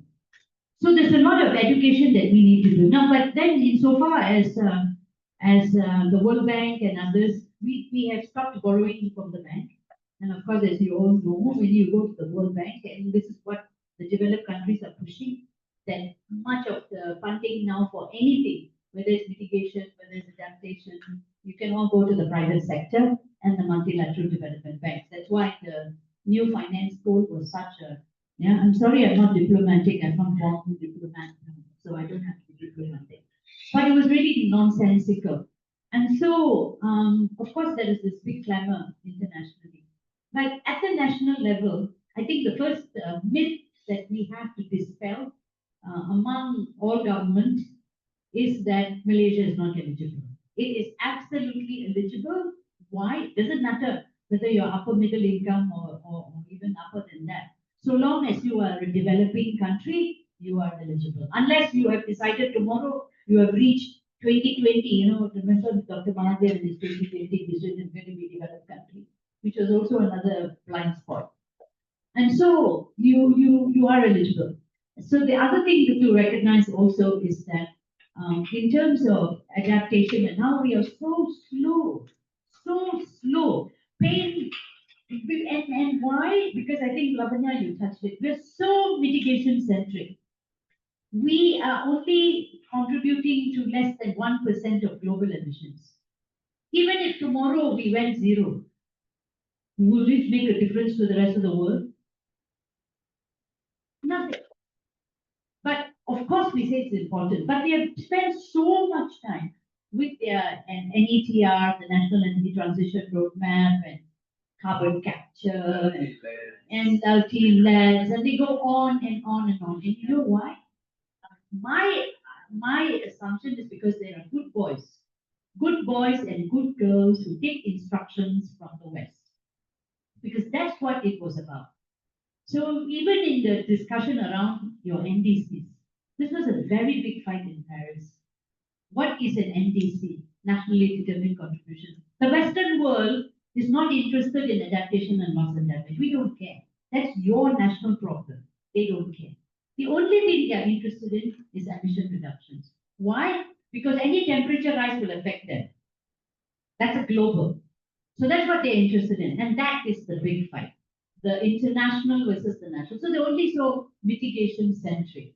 And so developing countries fought very hard. And at that time, Malaysia led the like-minded developing countries. And we said, no, NDCs is about the global response according to your national circumstance, which will determine what you put in your NDC. Supposing you have no money, zero money and no money is coming, where would you prioritize?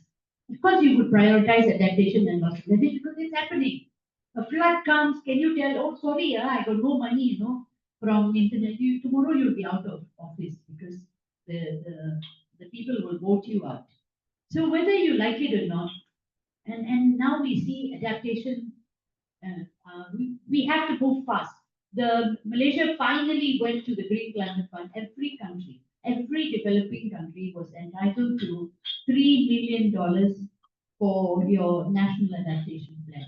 They didn't even know they could access this. They took the longest time finding, and yet still I don't think it's unfolding as far as it should.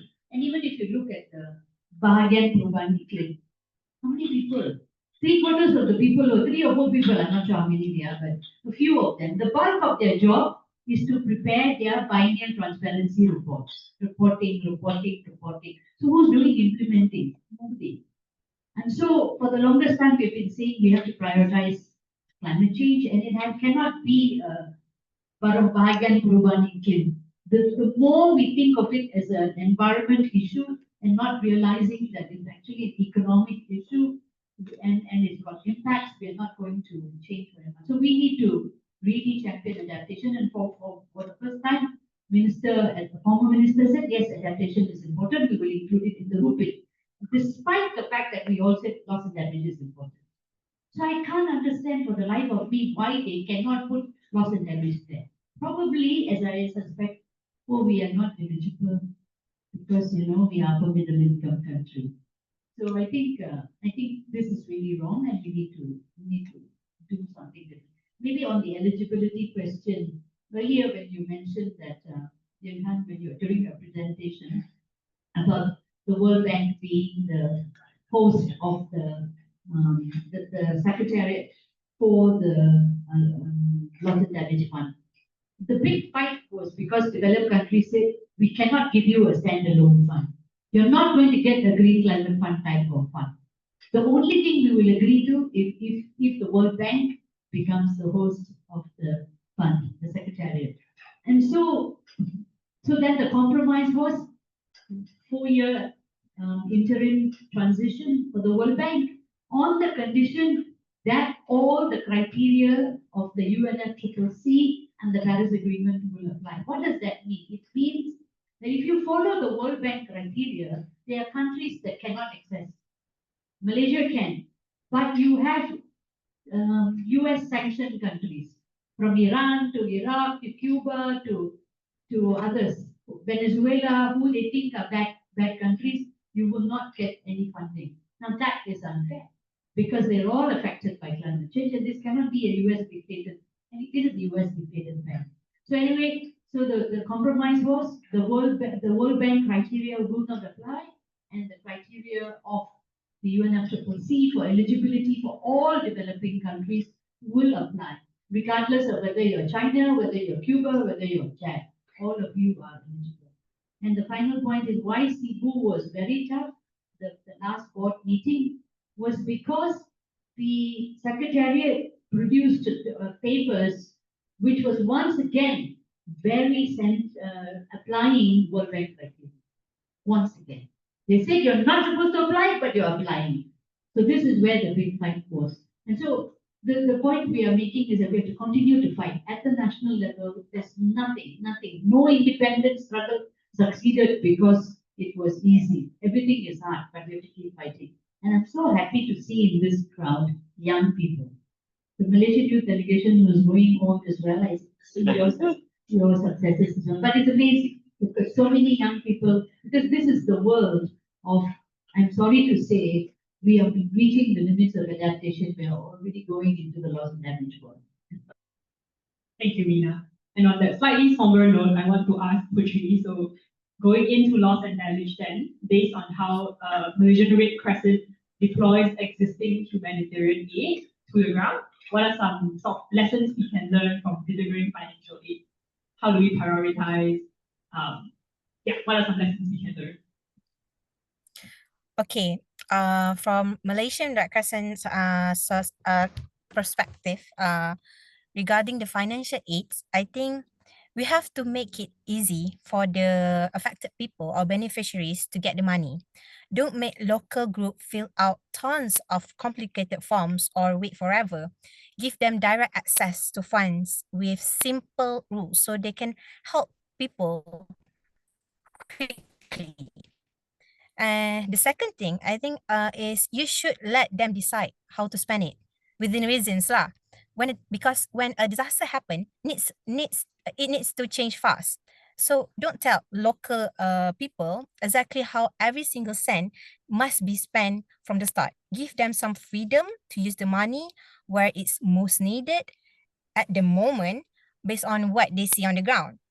I think the third is trust and work with them, not just for them, because local group knows their communities best. Don't just hand in money and walk away or try to control every decision. Build a relationship with the community, especially. Trust their knowledge and let them lead their own efforts in their community because they know truly what will help in their community or their neighbors. And lastly, for the financial part, you have to keep track of the money. Please don't make it a nightmare, because you need to know. I know we need to know how the money is spent for accountability, but don't make the reporting so difficult that the local groups spend all their time on paperwork instead of helping people. We as a national society have to CSO have to find simple ways for them to show how they can use the fund. In short, it is about being simple, flexible, trusting, and practical when giving money to local groups, because they are the ones who can make the biggest difference directly in their communities. So that is the insights from our based on our experience lah, for the financial part. Thank you. So I hear a balance between the need for accountability, certainly, but also a need for flexibility in how to spend. And sorry, when you say people, I'm just reminded because I used to teach and then we did a lot of people. Okay, so with about 20 minutes-ish left, we will open the floor for Q&A. I think how I will run this is we'll take all the questions first, and then we will sort of arrange them according to activity. So Ideal will run the mic, I think. Yes, that is what's happening. Questions for our panelists.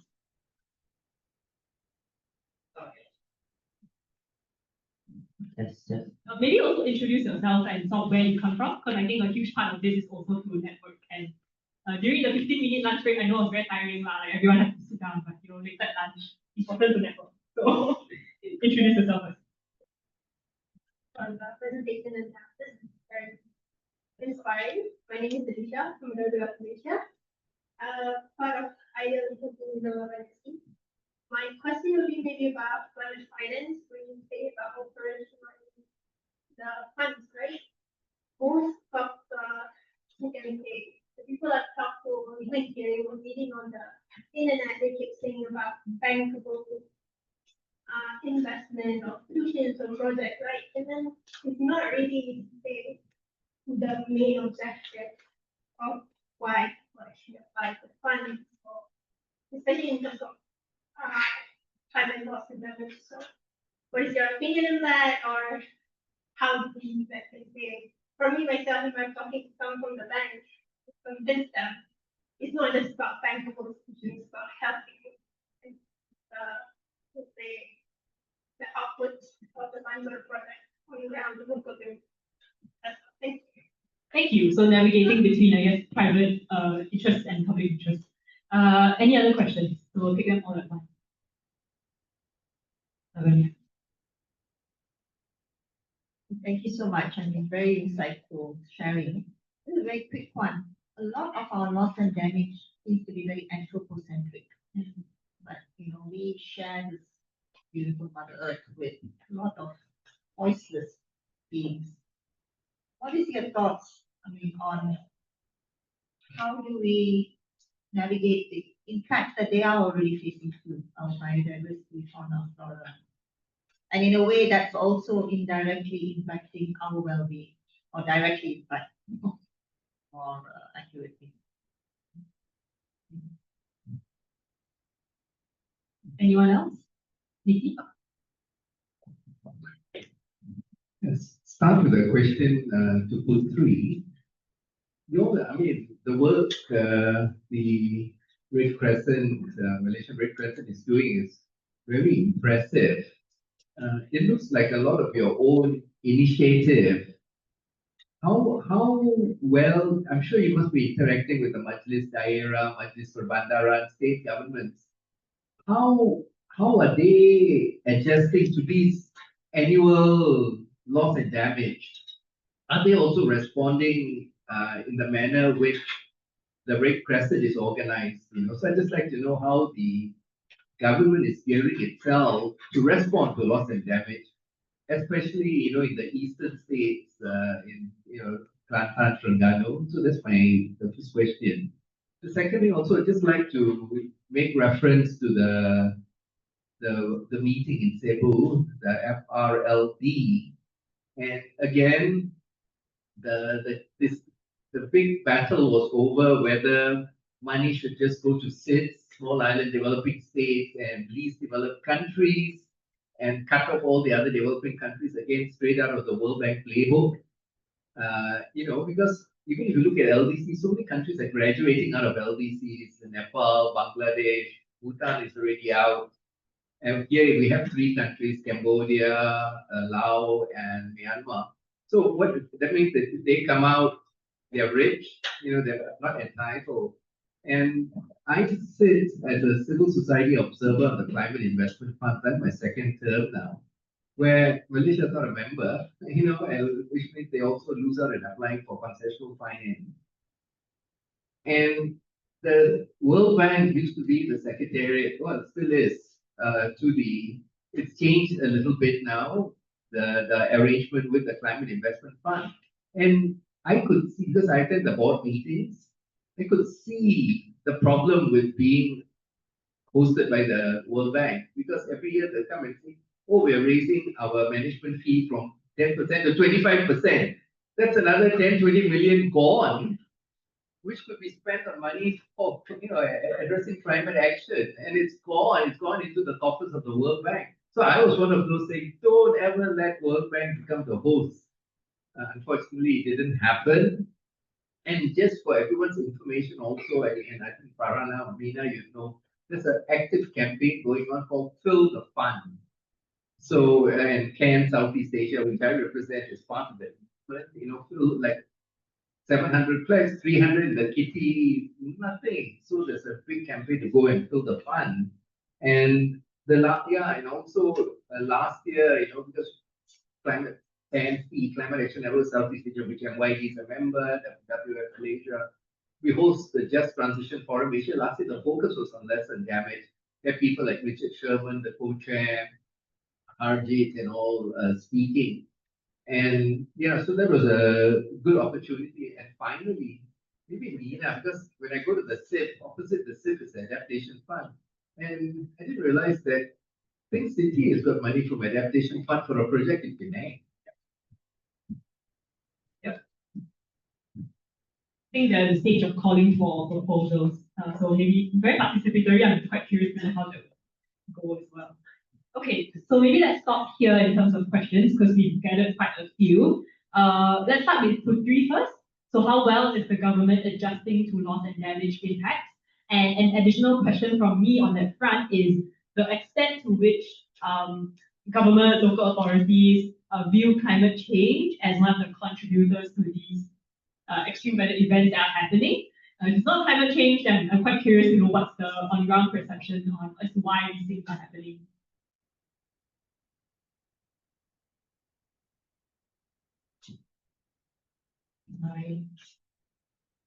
Puteri? Yes, I'm sorry. I lost. Okay. Okay. So, Okay. question from Nidhi was how well are the government adjusting to the impacts of loss and damage, right? So, local government, not federal. And are they, mobilizing in the same way that Red Crescent is? And a follow-up question from me is the extent to which they view climate change as a contributor to the extreme weather events versus, I don't know, some other factor as to why these things are happening. Okay, for the first questions, I hear clearly, but I need to double confirm is how the governments adjust with us on the humanitarian part. Is it? Not quite. Okay, so it's how independent of humanitarian aid, how is local government responding to this? Or how the local governments are responding to this? Okay. For if they are responding to our work is when we do a risk assessment, we do the program, we do the need assessment, we would give them the report and try to get their feedbacks on that, and that is how we engage with them, and from our report they can work on the adaptation or mitigation, because we are only on the humanitarian part, but the local government is the one is doing it. So that is how we work with the local government. But for the government itself, how they are adjusting it with this is they really I'm not really sure, but they really do the capacity building for them to do a thoroughly assessment by themselves and responding to this and mitigating to this. That is the for the first questions.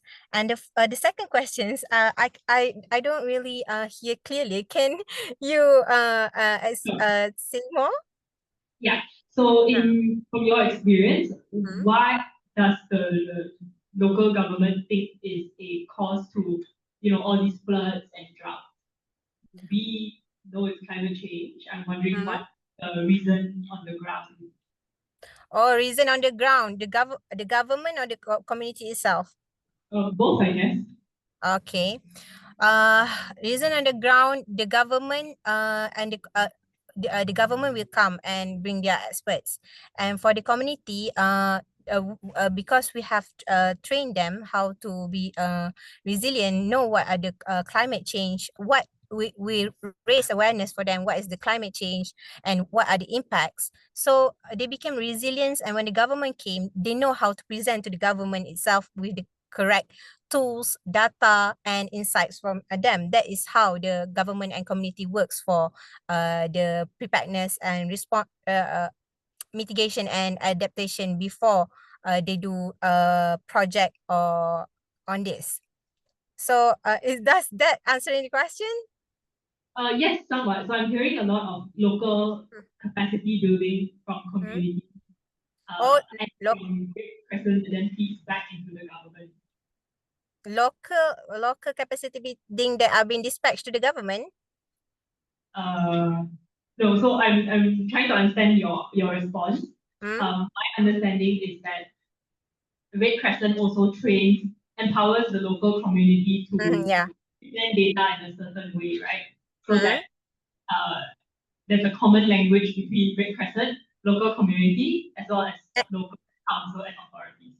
Yeah, that's true. That's true. We do that because like our program, vulnerability and capacity assessment, we train the community that are being severely affected. We ask the local government what or which, because local government already have this data.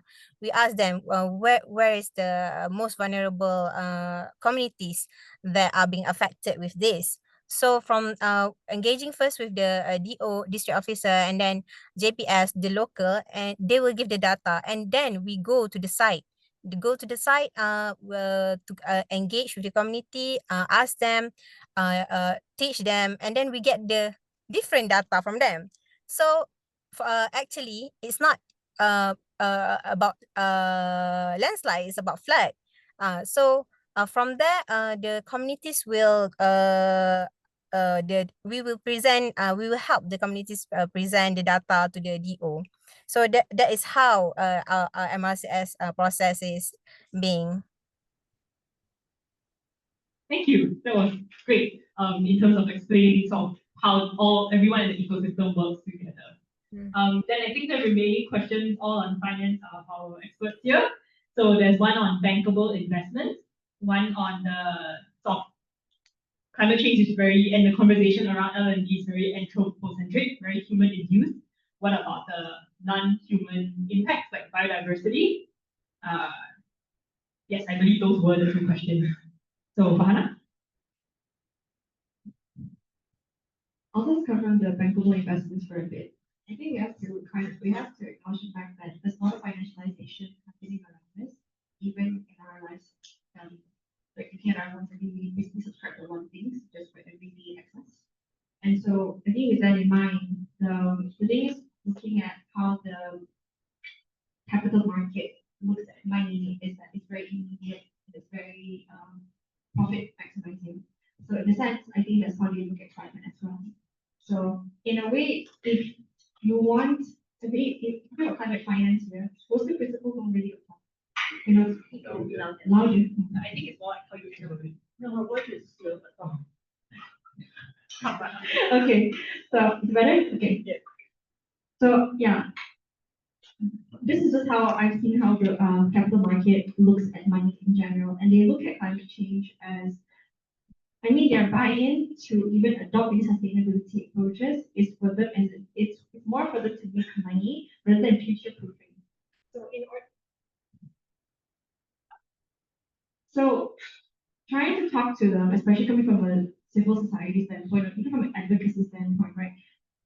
Kind of using their own language here is that they have to it's going to be difficult, but you have to reframe how they see and how we see ROR, rate of return, rather than rate of investment. I don't think that's applicable, and I don't even know if we can wrap our minds around it. Because the rate of return, looking at it, is beyond the money, what is it? And I think the capital market, the way they look at it is that they just want to make money out of everything and everyone, not realizing the fact that once there's nobody else to exploit, I don't know what else they can do with the money. Like, I don't really see any other scenarios where we could do. On top of that, I think when it comes to bankable investments, there's no, you can see it as well in the World Bank when they are the host of particular funds. Like, I think Komuniti shared that they have increased their management fees. And another layer to that is they actually make money off the process even more, from what I understand, which is that they make the process so convoluted that you have to hire them as consultants for them to write the application for you. So they're double dipping it even more. So yeah, I do not think that answers the question on how we're going to address climate finance and making a bankable investment. So there's no way of making a bankable investment, or even talking about it in a way that they'll understand it. Which is why I do agree with what Mina shared earlier, which is that we have to look at it from an equity standpoint, but at the same time, this is not charity. This is a responsibility. And having the private sector enter this discussion, we have to hold them to maybe a different level of a different kind of accountability here, because it's not the same as the country, but nonetheless they cannot be complicit in making it worse. At the same time, they cannot get a free for all just because they're not signatory to the agreement. Yeah, I think very good questions, and this is actually, it's business unusual. It cannot be business as usual. It cannot be disaster capitalism. This is why the whole problem is. And what is worse is that if you look at the current credit rating agencies, countries which are impacted by climate disasters are given very bad credits. So even if you say go to the private sector, no private sector is going to give you any money because you can't pay back. So it's really nonsensical. And so just to say that a lot of international reforms, which many of us are campaigning on, the most recent one on the financing for development, which happened in Seville, in Spain, was horrible. It went backwards. The developed world was not interested in looking at that mechanisms, workouts. At least luckily Malaysia is not one of those indebted countries, and there's a lot of poor countries who can't afford anything. And so they don't want to look at many of those reforms that are really needed at the international level.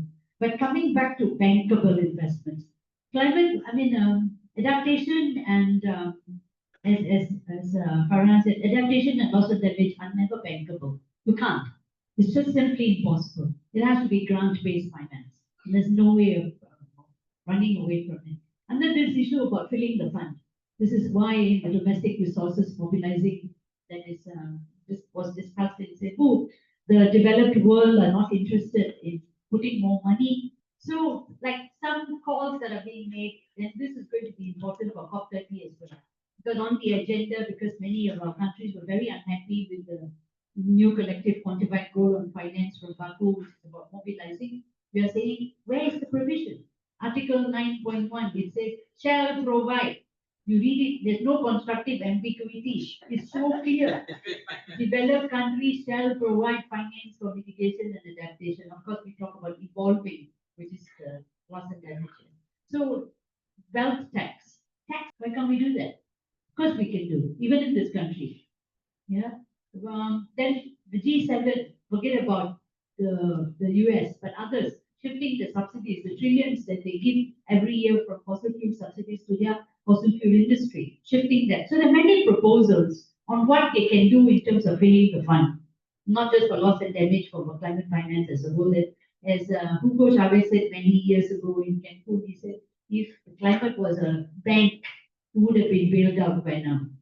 So that is one of the things. The other thing I wanted to say on the anthropogen,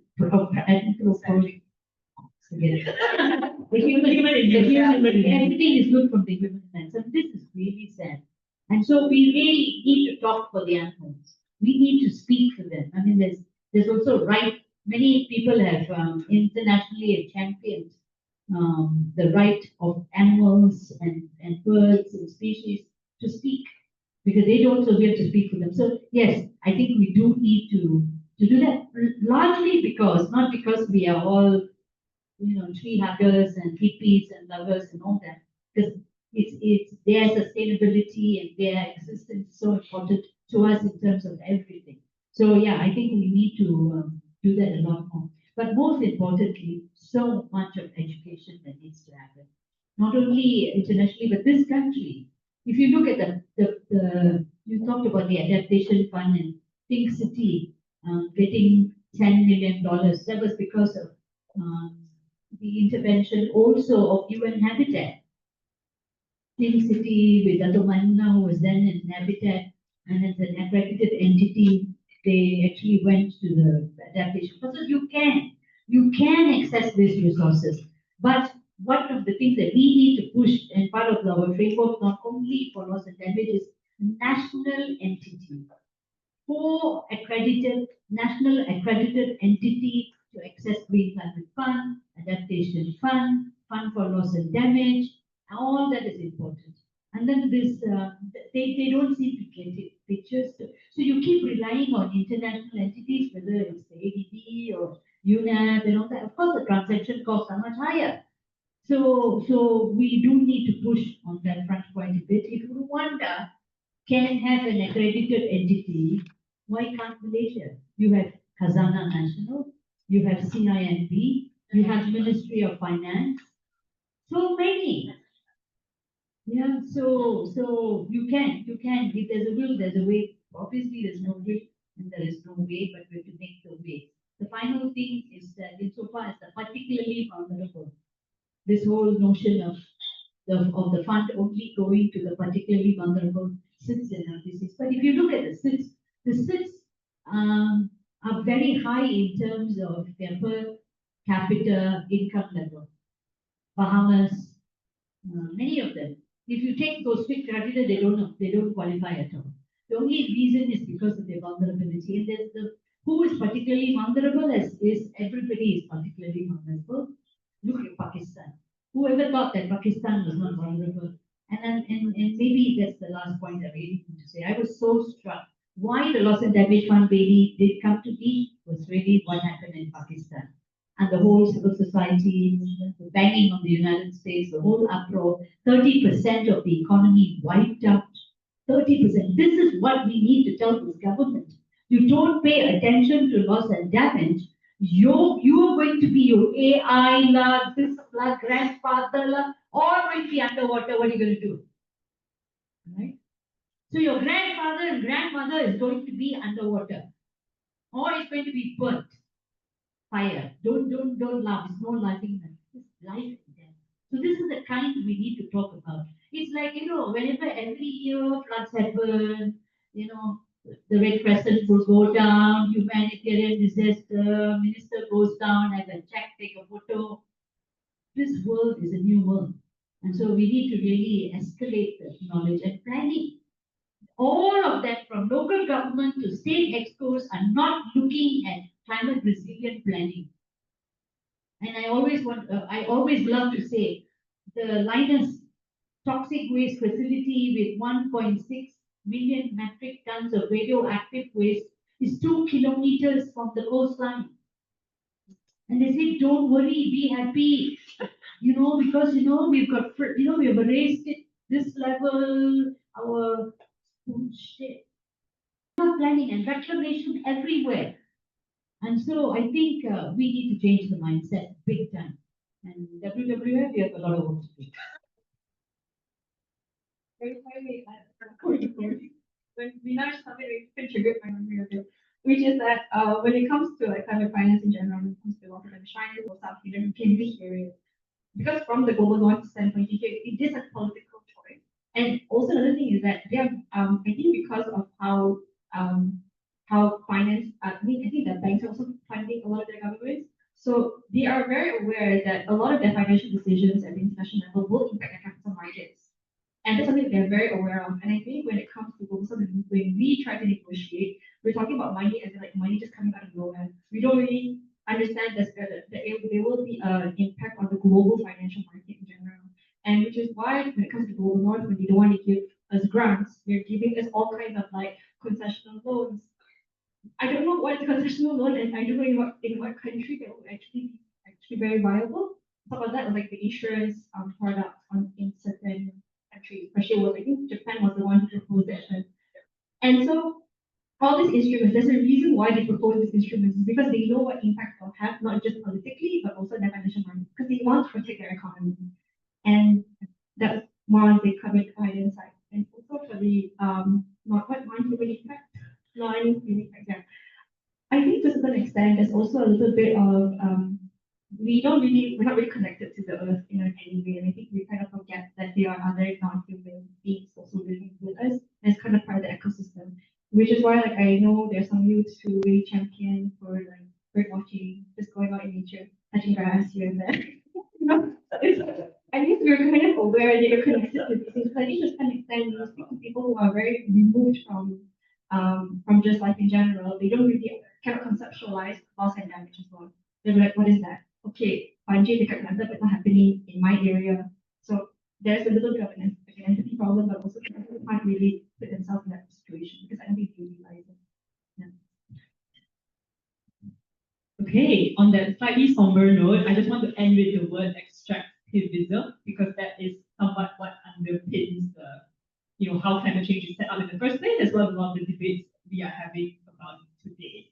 And so moving the question then for us as CSOs and in the next few round table, I believe, discussions that WW will have is how do we move from that place of extractivism, not just for Malaysia, but also on a larger scale for the world.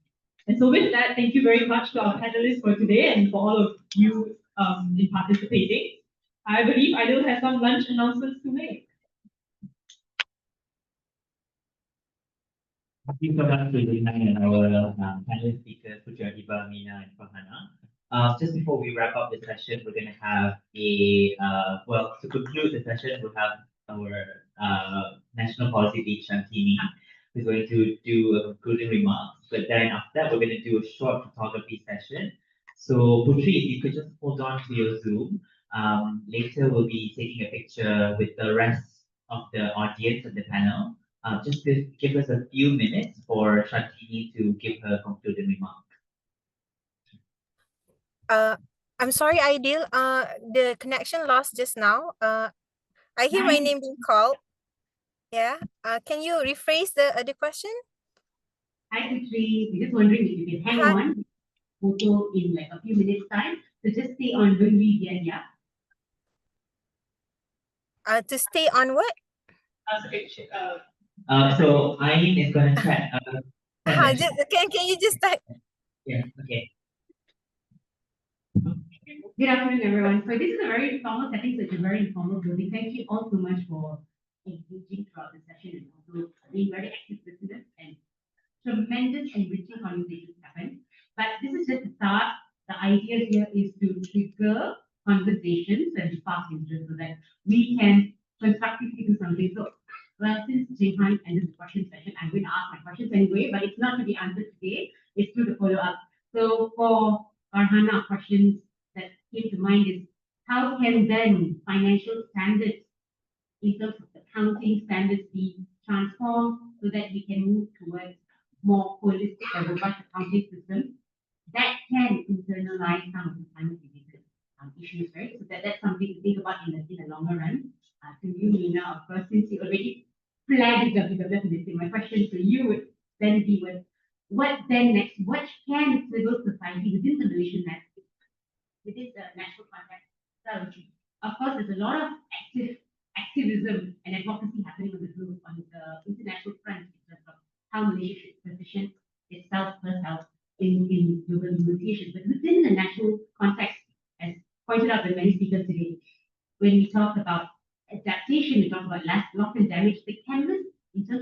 policy context is pretty blank, right? So as civil society, how can we start or how can we engage and accelerate action within this space so that the theme does not get hijacked? Because a lot of conservation-related priorities, once it becomes mainstream and it becomes very thin, then it gets hijacked and it can derail the policy development initiative. So how can we keep the reins and not let the horse run wild in this context at least? And we will look forward to engaging with you more on this. And to Puteri as well, MRCS does tremendous work, but within your foresight, with the intensifying climate implications, how sustainable are operations at your end? You're doing tremendous job, but we see the plight, impending plight. How sustainable are the efforts? So what could the nation do better to ensure overall resilience and timely response or even prevention of loss and damage? That sort of thing. And second, in terms of reporting of loss and damage and documenting, what can we do better to make it more systematic so that it can inform more constructive policy shaping up? That is when we have the policy, the will and the want to do so. So with that, I want to say thank you very much to all our extremely enriching conversations and moderation and also everything. And thank you so much to Ideal and I for helping with organizing this event today and all of you. Well, thank you so much, Shantini. I just have a few things that I want to say prior to us having this photography session. So Puteri is joining us from online, but she's also now in Kedah, in Kubang Pasu, where MRCS is conducting a EBCA, working on understanding the impacts of climate change and developing an action plan to build resilience there as well. So that's why she's joining us online because MRCS themselves are doing great work in terms of climate adaptation across Malaysia and also in partnership with us